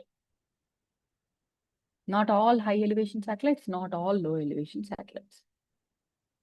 So if you see in this table, the DOP is increasing because when you raise it the elevation mass, you have removed the low elevation satellites. But these satellites are good for good geometry spread. If you have few satellites, that too all of them are over your head, geometry will definitely become poor and DOP will increase. So the higher mask angles will always lead to higher DOP.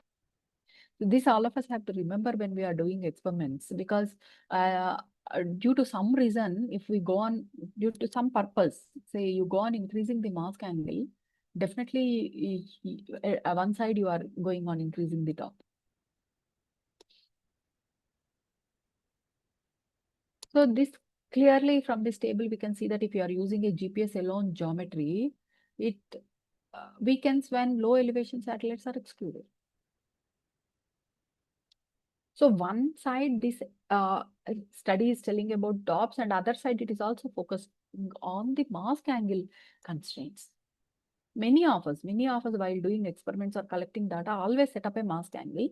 So this paper is showing us how the mask angle is affecting the DOP. This one thing we have to remember when we are setting a mask angle. Now, next, let us see the GPS plus NavIC values. GDOP, PDOP, TDOP, HDOP, and VDOP values for the combined GPS plus NavIC constellation. Here also at different elevation mask angles. Compared to GPS only, the last table, I should have put both in one slide. Compared to the GPS only that I have showed in the last slide, DOP values remain lower and more stable across all masks, indicating improved satellite geometry. As you can see here. See, all the values are in ones here. Most of the values are in twos here, like that.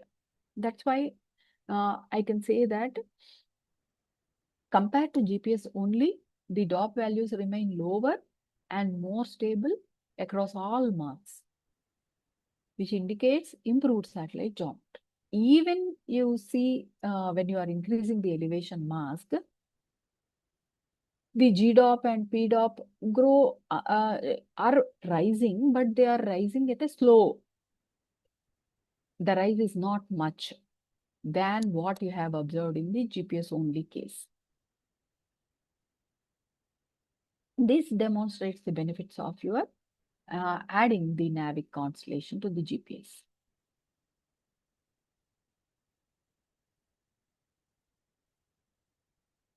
So overall, the table is highlighting the geometric improvement that you have achieved from integrating the NavIC with GPS.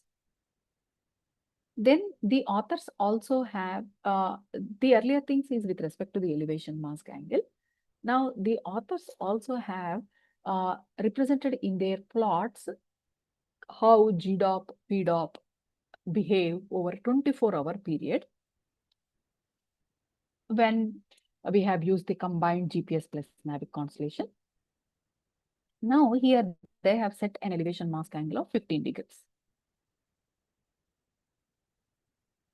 Now, if we look at the GDOP plot, GDOP values varies between 1.51 to around 2.87. Mean value roughly is around 2.12. For most of the part of the day, you can see here the GDOP stays between 2 and 3, which indicates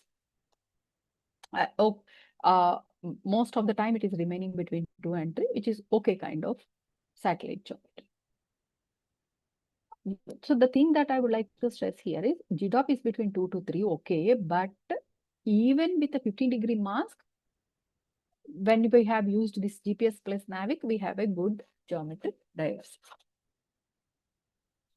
Now, if we look at the PDOP plot, PDOP ranges is ranging from 1.25, around 1.25 to 2.36, something like this, with a mean of around 1.75. PDOP is also lower. So further, we can confirm that integrating GPS plus NavIC system will provide you a reliable position when compared to the only GPS case that you have seen earlier. So clearly from these plots, we can summarize that at 15 degrees elevation mask angle, GPS plus NavIC constellation maintains consistently good geometry. So users in India will get stable and accurate position even when low elevation satellites are excluded. Now let us look at the next plots that the authors have focused upon. TDOP and HDOP variations. These also they have plotted for the combined GPS plus NavIC constellation, and they have used a 15-degree elevation mask angle. So if you look at the TDOP plot, TDOP values varies from 0.85 to 1.63. The mean is approximately 1.19. That means the timing component of the solution is remaining, the TDOP is remaining very stable throughout the day. Even with the 15-degree mask, this combined constellation is maintaining a good geometry when we speak in terms of the time. If we look at the HDOP plot, HDOP values are lying between 0.67 and 1.21 with a mean of around 0.85. That also shows a good horizontal geometry.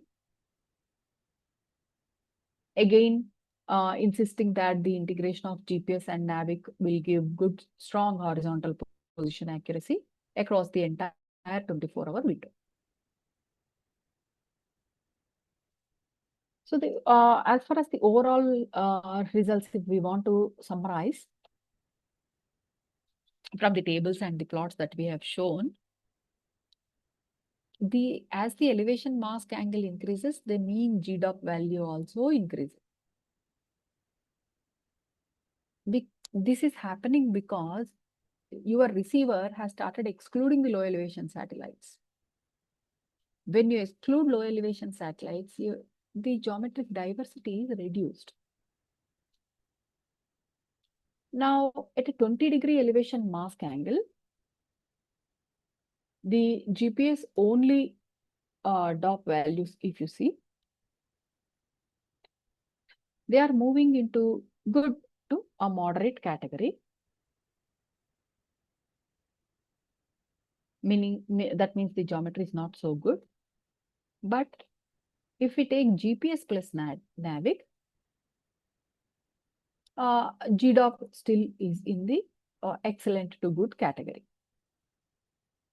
which means that it exhibits a stronger geometry even under restricted visibility.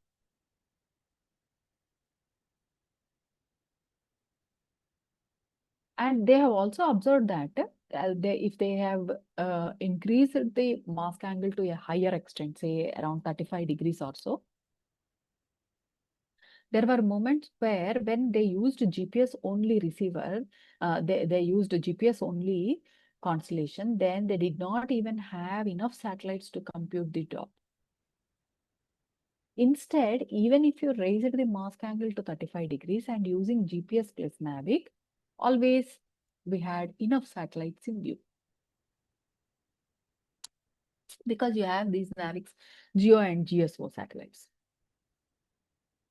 So overall, we can conclude from this paper that the study clearly shows that the integrating NavIC with GPS provides better positioning reliability, especially in the blocked or in any urban environments where the sky view is limited.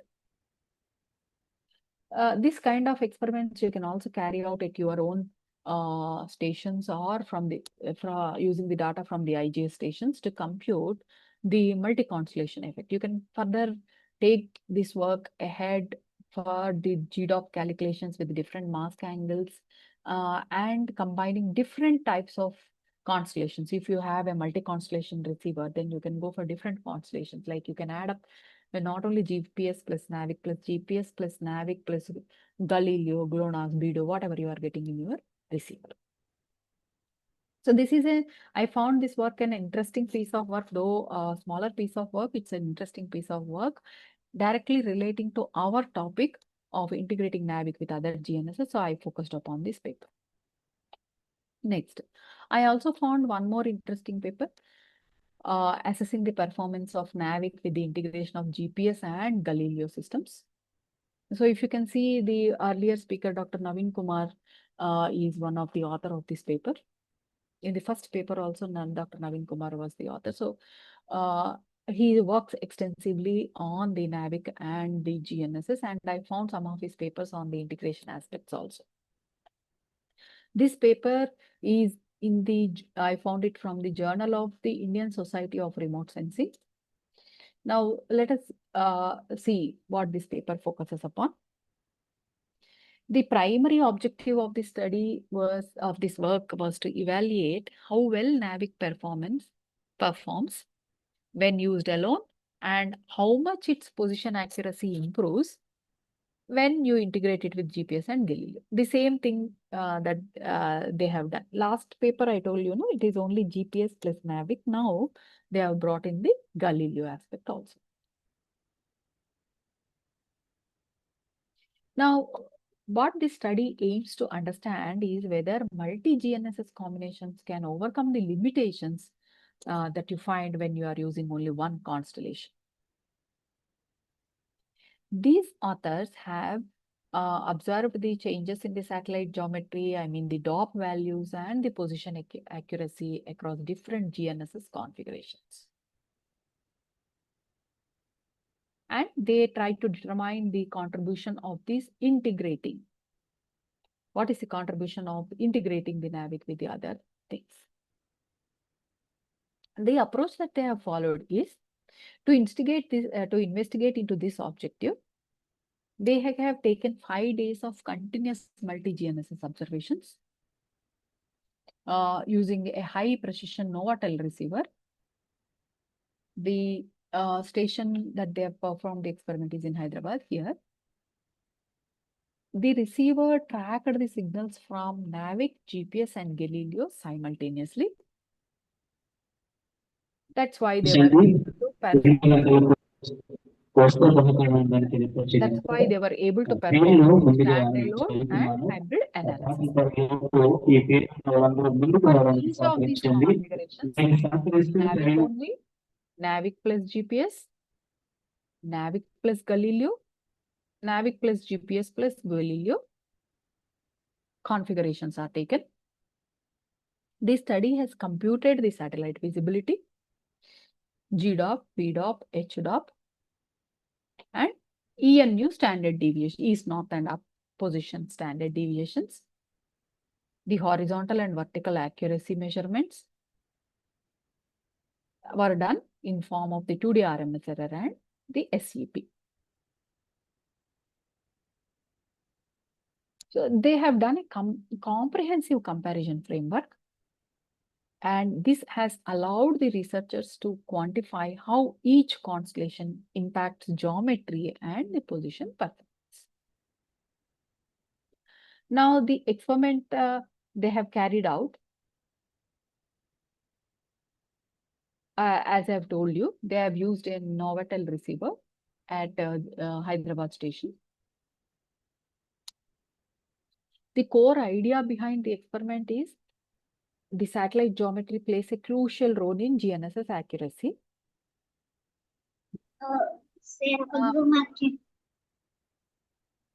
So standalone NavIC, the performance in terms of the DOP values and the integration aspects GPS with GPS and Galileo, they try to check with the help of the DOPs. So the experiment they focused upon is to study the effect of geometry, and they also considered the positioning aspects. And by integrating how NavIC's performance is improved, that also they try to show. So what the key idea of overall idea is, if NavIC is integrated with the global GNSS like GPS and Galileo, how the combined satellite geometry will be, and how the DOP improves, and how the position accuracy increases. Overall, it can be summarized like this. Now, if you look at the results, only standalone NavIC when they have chosen, the GDOP is between 3.64 to 11.43. PDOP is 4.16 to 9.49. Horizontal accuracy is 6.94 meters, 95% confidence level. Vertical accuracy is 19.93 meters at 99% confidence level.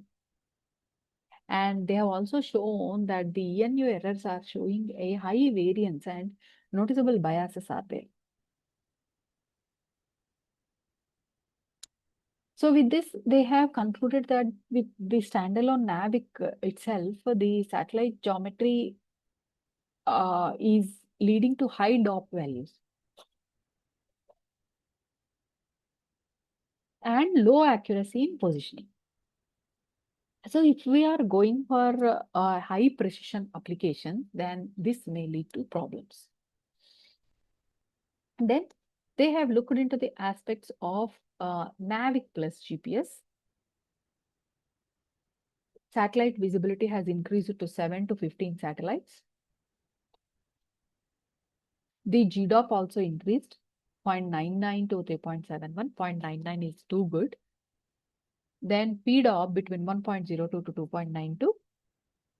Horizontal accuracy improves to 2.666 meters. Now you see here it was 6.94.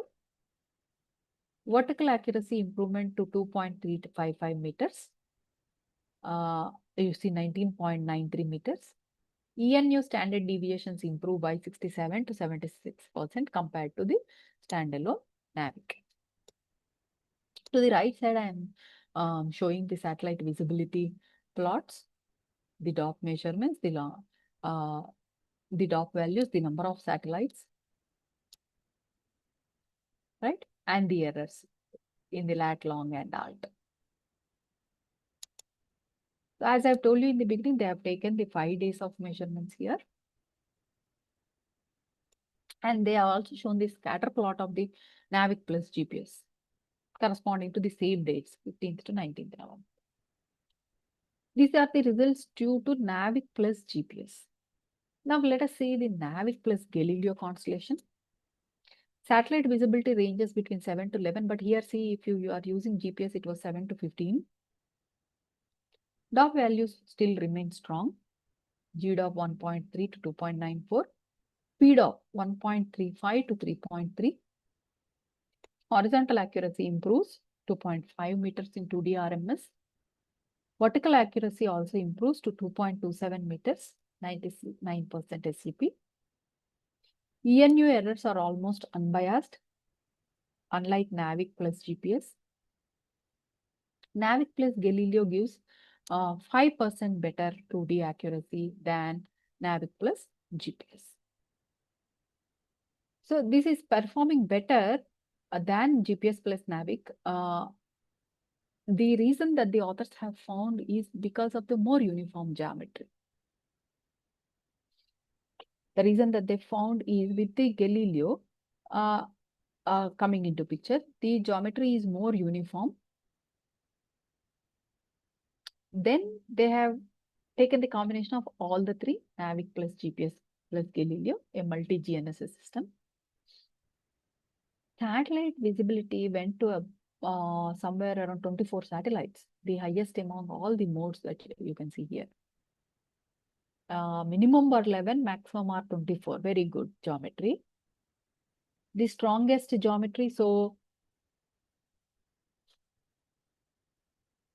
GDOP, PDOP, and HDOP values are good. And they obtain the best accuracy in terms of the horizontal 2D RMS error of 2.25 meters, vertical error of 1.776 meters, 99% SEP. And as we can see, satellite visibility improves by 301% compared to the standalone NavIC. ENU errors are balanced and nearly unbiased. The plot shows the all the values here. See, overall, they could conclude that the key takeaway from the paper is that the NavIC alone is not suitable for high precision positioning due to its limited geometry and large DOPs that you have seen. So when you integrate NavIC with GPS and Galileo, the improvements are substantial. Accuracy increased by up to 90%, DOP values decreased sharply, and errors become less. So multi-GNSS integration, whatever advantages I was telling you, that is exhibited by this paper. And combined constellations, this also proved that the combined constellations offer significantly better accuracy, reliability, and geometry than any standalone system. This is one such paper. And let us go to another paper by this is on the performance analysis of NavIC aided multi-GNSS receiver in low latitude regions. Now here they have started this work with an objective to assess how satellite geometry and signal quality influence the position accuracy in low latitude urban environments. For this, they analyzed the performance of a NavIC-aided multi-GNSS system consisting of GPS, NavIC, and GLONASS. Now, low latitude regions, as we all know, experience unique geometric and environmental challenges. So, the study, they have aimed to determine how effectively multi-GNSS or that GNSS integration can maintain accuracy across varying parameters like DOPS, signal to noise ratio, CEP, 2D RMS error, and SEP. So they have taken a multi-GNSS system consisting of the GPS, NavIC, and GLONASS. And they have chosen a low latitude station and try to evaluate how this multi-GNSS integration can maintain accuracy across maintain accuracy, and they have showed other parameters also such as DOP, SNR, CEP, etc. The approach they have followed is 8 days of GNSS data they have collected at MSRIT Bangalore using an ELINA multi-GNSS receiver coupled with a tri-band antenna. The data was recorded at 1 Hz over several months. They have covered diverse weather conditions, including the clear skies, cloudy days, light rainfall, heavy rainfall. They analyzed the satellite visibility, DOP values, SNR from each constellation, and horizontal and 3D accuracy. So in this way, they could provide an overall view of the integration, of the advantages that you get from the integration part. Now the setup experimental setup or the study setup was something like this. As I've told you, Elena R1B receiver with a tri-band antenna. They chose a rooftop location. They evaluated the SNR, DOP, and other accuracy parameters also. The antenna was mounted on a rooftop at around 920 meters elevation. They wanted a clear sky visibility, but some urban multipath was there. So good sky visibility was there. This is a low latitude station. Urban environment is also there. Multipath effects will be there because it's an urban environment.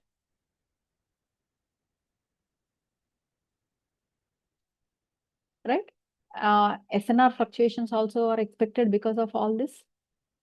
They have shown us the SNR fluctuations also. And they have shown the integration aspects of NavIC with GLONASS. Now, this is not a zero baseline experiment, as you can see. Let us, under these experimental conditions, let us see what the results that they have achieved.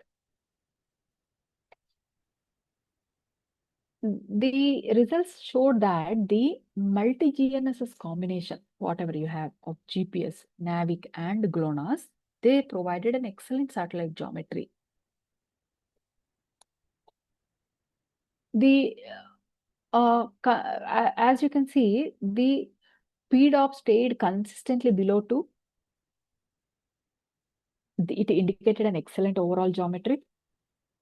HDOP remained really low. Strong horizontal satellite distribution is also there.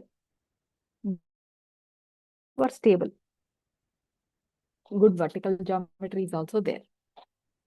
In that, the period that they have considered, they showed that the best geometry occurred on July 23rd and the weak geometry occurred on June 19th. PDOP remaining below 2, HDOP extremely low 0.4 to 6, and VDOP 0.85 to 1 point indicate that the satellites are well distributed in the sky and good horizontal and vertical measurements are, because we are getting consistently low DOP values. In terms of the signal quality, if you see here, this slide focused upon the DOP. In terms of the signal quality, if you are looking into geometry, the strength of the geometry you have seen with the help of the low DOP values. But in terms of the signal quality, if you see here, the NavIC delivers the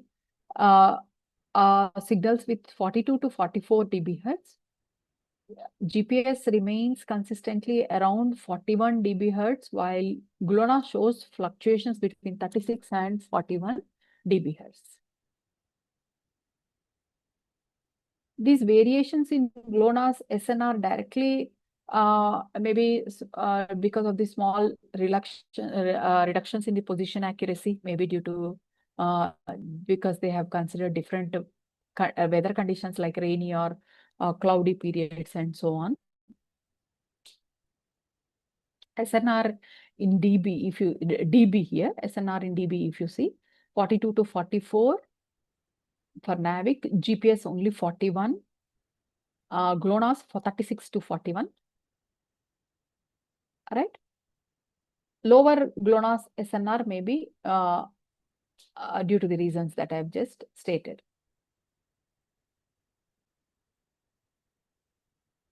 Now, if you look at the CEP and 2D RMS results, that July 23rd, whatever was they were telling, the better geometry was there. There was a very strong accuracy, CEP of only 0.42 meters and 2D RMS of 1.02 meters. August 10th, they found large errors, CEP 1.33 meters and 2D RMS of 3.4 meters. That was mainly due to an increased PDOP, and the weather-based scatter plots also were shown here. clear sky conditions, and they have also showed the cloudy and rain conditions. Then they have also showed the SCP results, show the 3D accuracy ranging from 0.6 meters to best was 0.6 meters and the worst was 2.32 meters. Overall, they found that the multi-GNSS fusion significantly enhanced the accuracy, and NavIC has contributed to the NavIC plus the integration aspects have contributed to an overall reduction in the positioning error, or we can say that the accuracy has improved. Overall, this study has concluded that the NavIC-based multi-GNSS system provides a reliable and robust positioning accuracy. They did this study in the low latitude regions, and they also considered the varying weather conditions. GPS plus NavIC plus GLONASS, all these has offered an additional advantage. So one key aspect from this paper is, even though the GLONASS has shown occasional signal to noise ratio drops here and there, because you have now integrated it with the NavIC plus GPS, there has been not much effect of the SNR drops.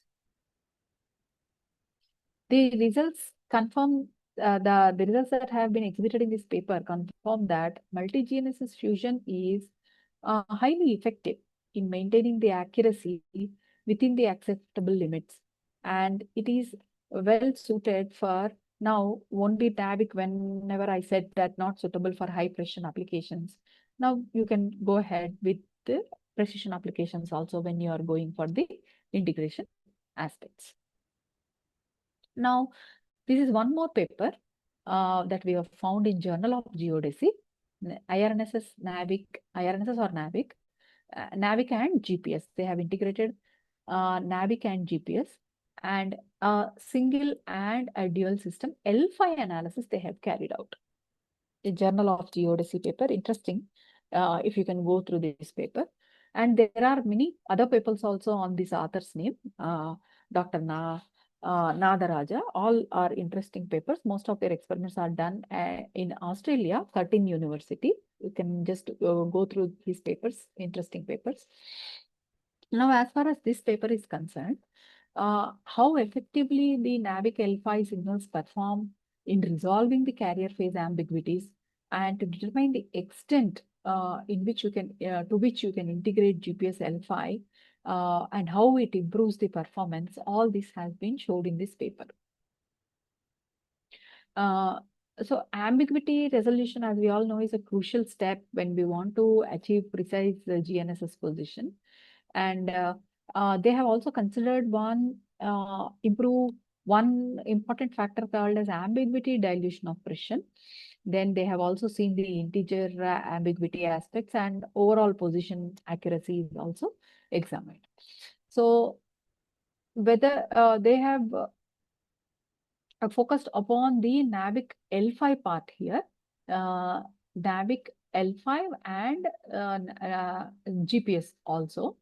Then they just followed a simple approach.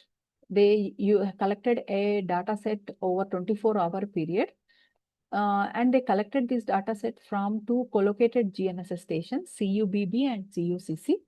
Both are at Curtin University.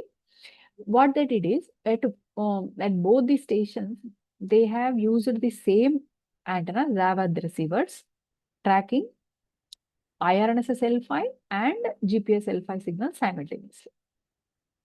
The receivers are placed close to each other.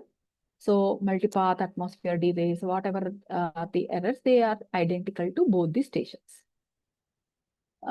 Therefore, now that the errors are common to both the receivers, they can have a very good and direct comparison between the IRNSS only performance and the combined IRNSS plus GPS performance. And they are doing all this thing in the same, under the same observation conditions. This is the research approach that they have followed. Now, as I have told you, they have set up 2 stations here. The baseline between the 2 stations is very short. Therefore, all the external errors can be minimized. So with this experiment, you can isolate all the crucial factors that affect your measurement precision. Now here, this experiment, they have applied to the NavIC and GPS L5 signals. And they have provided insights into the ambiguity resolution part also. Right? So just a simple details of the experiment. They used a 24-hour data set. That data set is collected from 2 collocated GNSS stations, CUBB and CUCC, both at Cutting University. Baseline between them is too short. Both stations are, they are using same receivers at both the stations. And that receivers are tracking IRNSS L5 and GPS L5 signals simultaneously. And because they are at a very short baseline, environmental influences or any other error will not can be taken. Their effect will not be there here. Now, as far as the results are considered, they initially showed the signal quality here, as you can see, C by N naught in dBHz, and the elevation angle in degrees. They have considered the GPS L5 and IRNSS L5 as I have shown here. IRNSS L5 signals, as you can see, have got a lower carrier to noise, C by N naught values. This purple color one has got lower signal to noise, which indicates a little lesser signal strength and maybe higher noise. And they have also shown that this H-shaped pattern that our IRNSS satellite forms, they have showed somewhere. I will show you. Yeah, we can see in their paper the H-shaped pattern that the IRNSS satellite frequently makes, because we are using the geostationary and geosynchronous satellites, and because of that pattern that they are making, sometimes the PDOF values goes higher, and when the PDOF values goes higher, the positioning will be weak.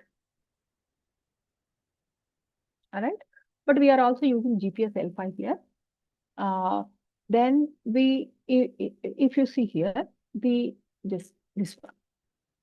The GPS L5 has got a good C by N naught, higher C by N naught, and significantly better than the IRNSS L5 signal. So this is one kind of study where you can compare the GPS L5 and the IRNSS L5.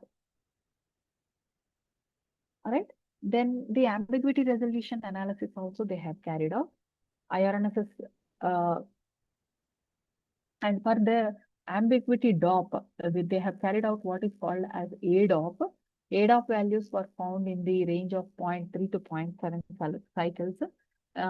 If you can see here, see, this is the ADOP in cycles. This is the ADOP in cycles. The 0.3 to 0.7 too high because it is IRNSS alone, or if you see, it is only 0.3 to 0.7 cycles, as you can see here. All right. Then, as IRNSS alone cannot consistently resolve the ambiguities. This shows that the IRNSS alone cannot consistently resolve the ambiguities. When GPS L5 is added to the processing, ADAP values have dropped, will drop, and then ambiguity resolution will be good in any single epoch measurement. Then if you see, so far we have seen the ambiguity resolution part here and the carrier to noise ratio part here. Then you can see the positioning results. The positioning results also highlight the limitations of the IRNSS L5 when you are using it alone. So IRNSS only solutions display scattered vertical errors and significant amount of vertical errors due to weak geometry and low quality measurements. But when you incorporate GPS L5 also, there is a drastic improvement. Horizontal accuracy improves by nearly 4 to 5 times, and vertical accuracy improves by nearly 2 to 3 times. And you can also achieve millimeter level accuracy when the system is considered.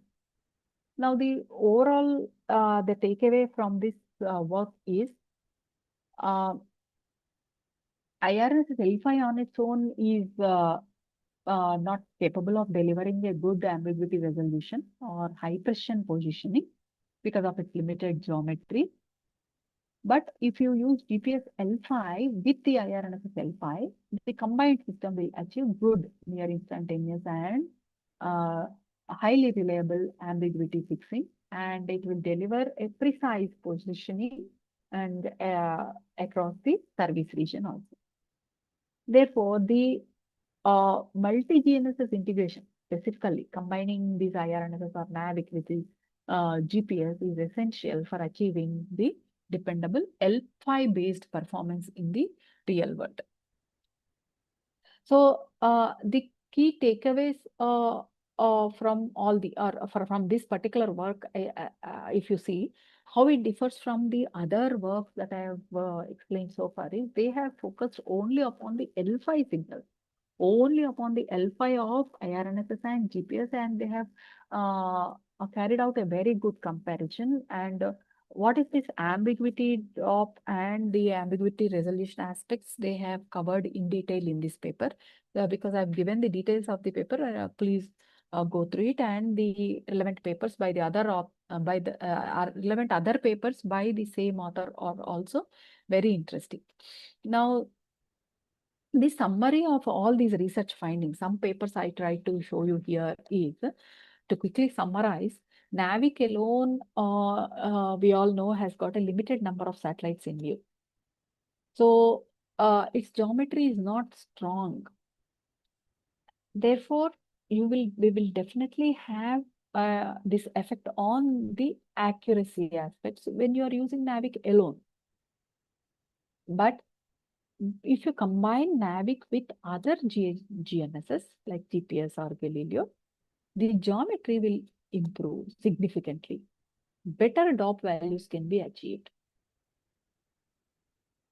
And across all the studies that we have seen, multi-GNSS combinations consistently they have delivered the best accuracy. And we got good ENU performance results also. Higher satellite availability also. And then we have seen the NavIC's strong L5 and S-band signals in the low latitude regions. And we have seen how the integration has given much better overall robustness. So these are the key takeaways from all the papers that we have considered. What are the real-time applications of NavIC, real-time applications of this integration? When you are integrating NavIC with the other GNSS constellations. The navigation aspects. When you integrate NavIC with the GPS or any other constellation, it definitely improves accuracy while the vehicles are navigating and you wanted to know the positioning. Especially, this is helpful in urban areas where the satellite visibility may be low. And therefore, when you consider these transportation and navigation aspects, you may find a better route planning, or you can have a good real-time fleet management kind of systems. Aviation and maritime applications, in them you can when you go for multi-GNSS, you have more satellites to depend upon, giving higher reliability and safer navigation. So as we all know, when you want to apply GNSS for aviation applications, you need availability, and ideally I want 100% availability always. So more and more the GNSS constellations you go on using, more and more your availability will be. because you need accuracy, availability, integrity, and continuity, all of them for the aviation and maritime applications. Then when it comes to disaster management, continuity of service accuracy, both are essential. So when you use multi-GNS, say integrate it with NavIC, it will definitely ensure you stronger signals. Then it will also help you with the continuity of the signal even when you go into the disaster affected areas. So continuity, availability, and accuracy of signals are always guaranteed, even under the disaster conditions. Then when you go for the agriculture and land surveying kind of applications where precision is more important to you, you can have an improved DOP with multi-GNSS systems, and therefore the accuracy of measurements definitely improves. Then timing, especially our telecom networks, which depend upon precise timing. Then for IoT and smart city kind of applications where you use these GNSS systems for asset tracking, geofencing, mobility services. Definitely in all these applications, when compared to using NavIC alone, it is always better that we integrate NavIC with the other GNSS systems. Then with all the advantages that we have with the NavIC and the GNSS integration, what is the future scope of the NavIC GNSS integration?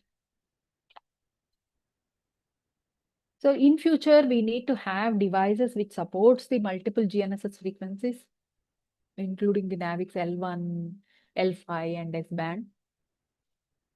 This will definitely improve the compatibility and accuracy, as we have just seen. When compared to IRNSS, the GPS was giving us better C by N.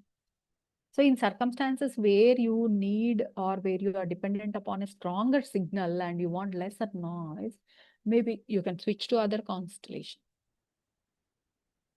But as we all know, the problem with the multi-frequency receivers is their cost. So for civilian applications where we always dependent upon single frequency kind of receivers, cost-effective single frequency kind of receivers, for the civilians to afford the multi-frequency receivers will become costly.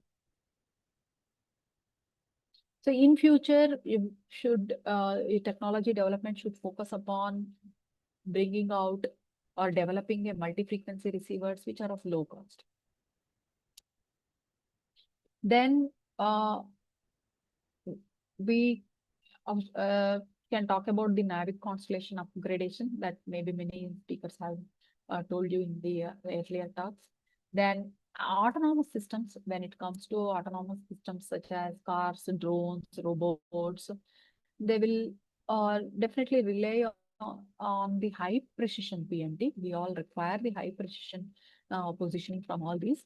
So if you integrate NavIC with other GNSS systems, it will definitely help in improving the position and automatically serve the PNT applications from these autonomous cars, drones, robots, and so on. Then one thing troubling all the GNSS users is the jamming and the spoofing aspects. As I've been told you in the few initial slides, if we use the multi-GNSS concepts, maybe we will have a greater security against the jamming and spoofing aspect, which is the crucial thing, especially for defense applications. Jamming and spoofing features are most wanted in the defense applications. And if we integrate NavIC with other GNSS, definitely it will be more resilient to the jamming and spoofing.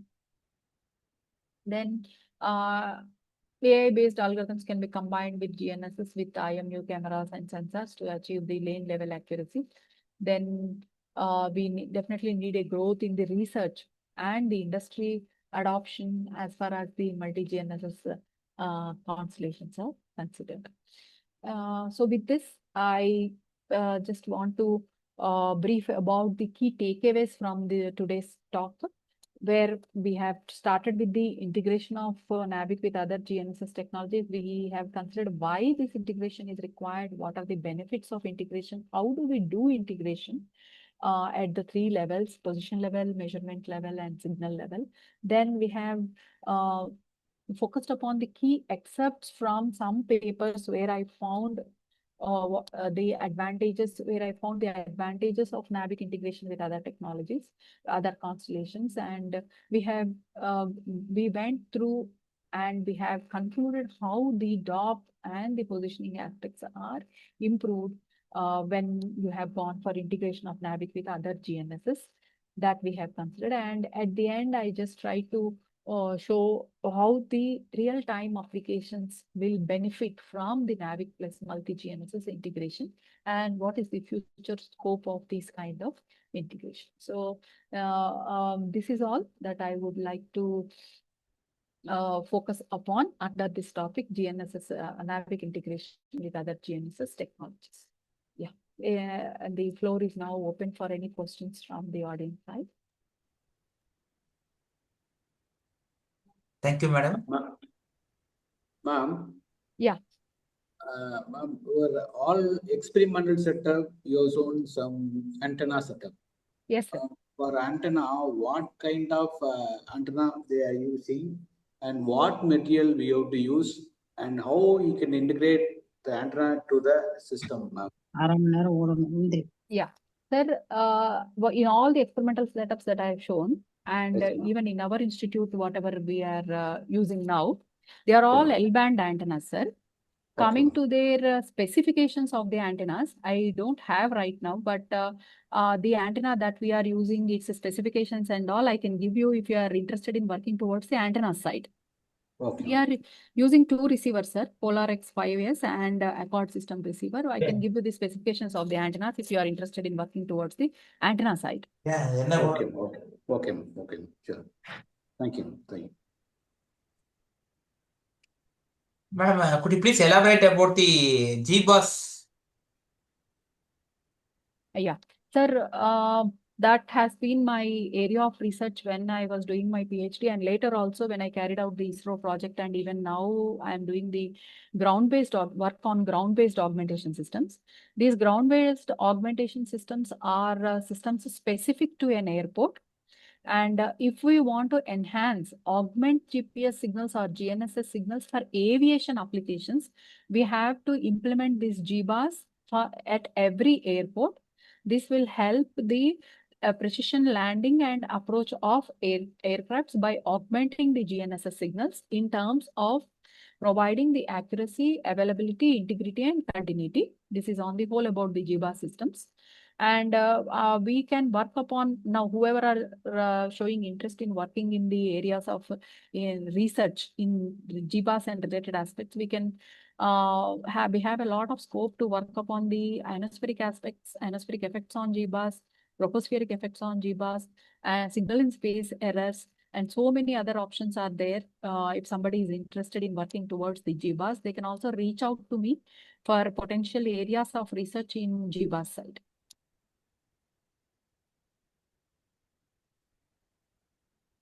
Madam, what about the cost of this Polar X RX5 receiver, madam? We took it for around 17 lakhs or so, sir. 17 lakhs. Yeah, 17 lakhs or so. But it's good, multi-constellation, multi-frequency, lot of data, lot of applications we find with it.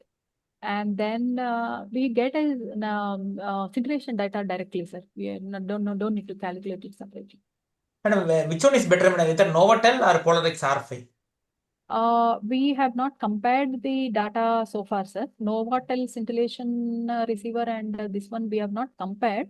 But all our research work so far published in very good journal papers is from the Polar X5 and universally accepted data. Thank you, madam. Participants, any other queries if you are having, please ask. Participants? I think no questions, madam. Now I request Dr. Malaisamy sir to give the vote of thanks. Okay, sir. Yes. As we come to the close of this unlikely Atal FTP, It is my honor to deliver the vote of thanks. First and foremost, I extend our heartfelt gratitude to Dr. Supraja Reddy for gracing us with her presence and sharing her profound expertise. Her talk has not only deepened our understanding of satellite communications and navigation systems, but also inspired us with the possibilities of research and innovation in these domains. We sincerely thank our principal, management, our HOD, staff of ECE, our organizing team for providing this platform to bring together such eminent minds. A special note of appreciation goes to our technical team and coordinators for ensuring the smooth conduction of this FTP. Finally, I thank all the participants for your active engagement and enthusiasm. Your presence and the interaction have made this session truly meaningful. With that, we conclude today's program. Let us carry forward this insight gained and continue to foster innovation and collaboration in our academic and professional journey. Thank you, ma'am. Thanks. Yeah, thank you, sir. Thank you, madam. Thank you, sir, for giving the opportunity. Thank you all. Participants, please fill the feedback for both the sessions, session 7 and session 8.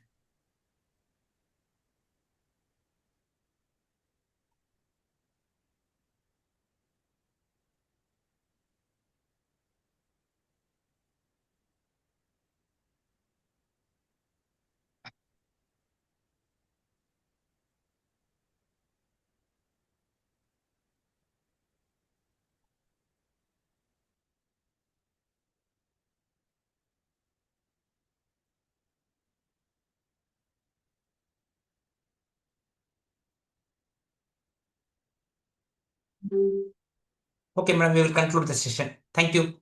Thank you all.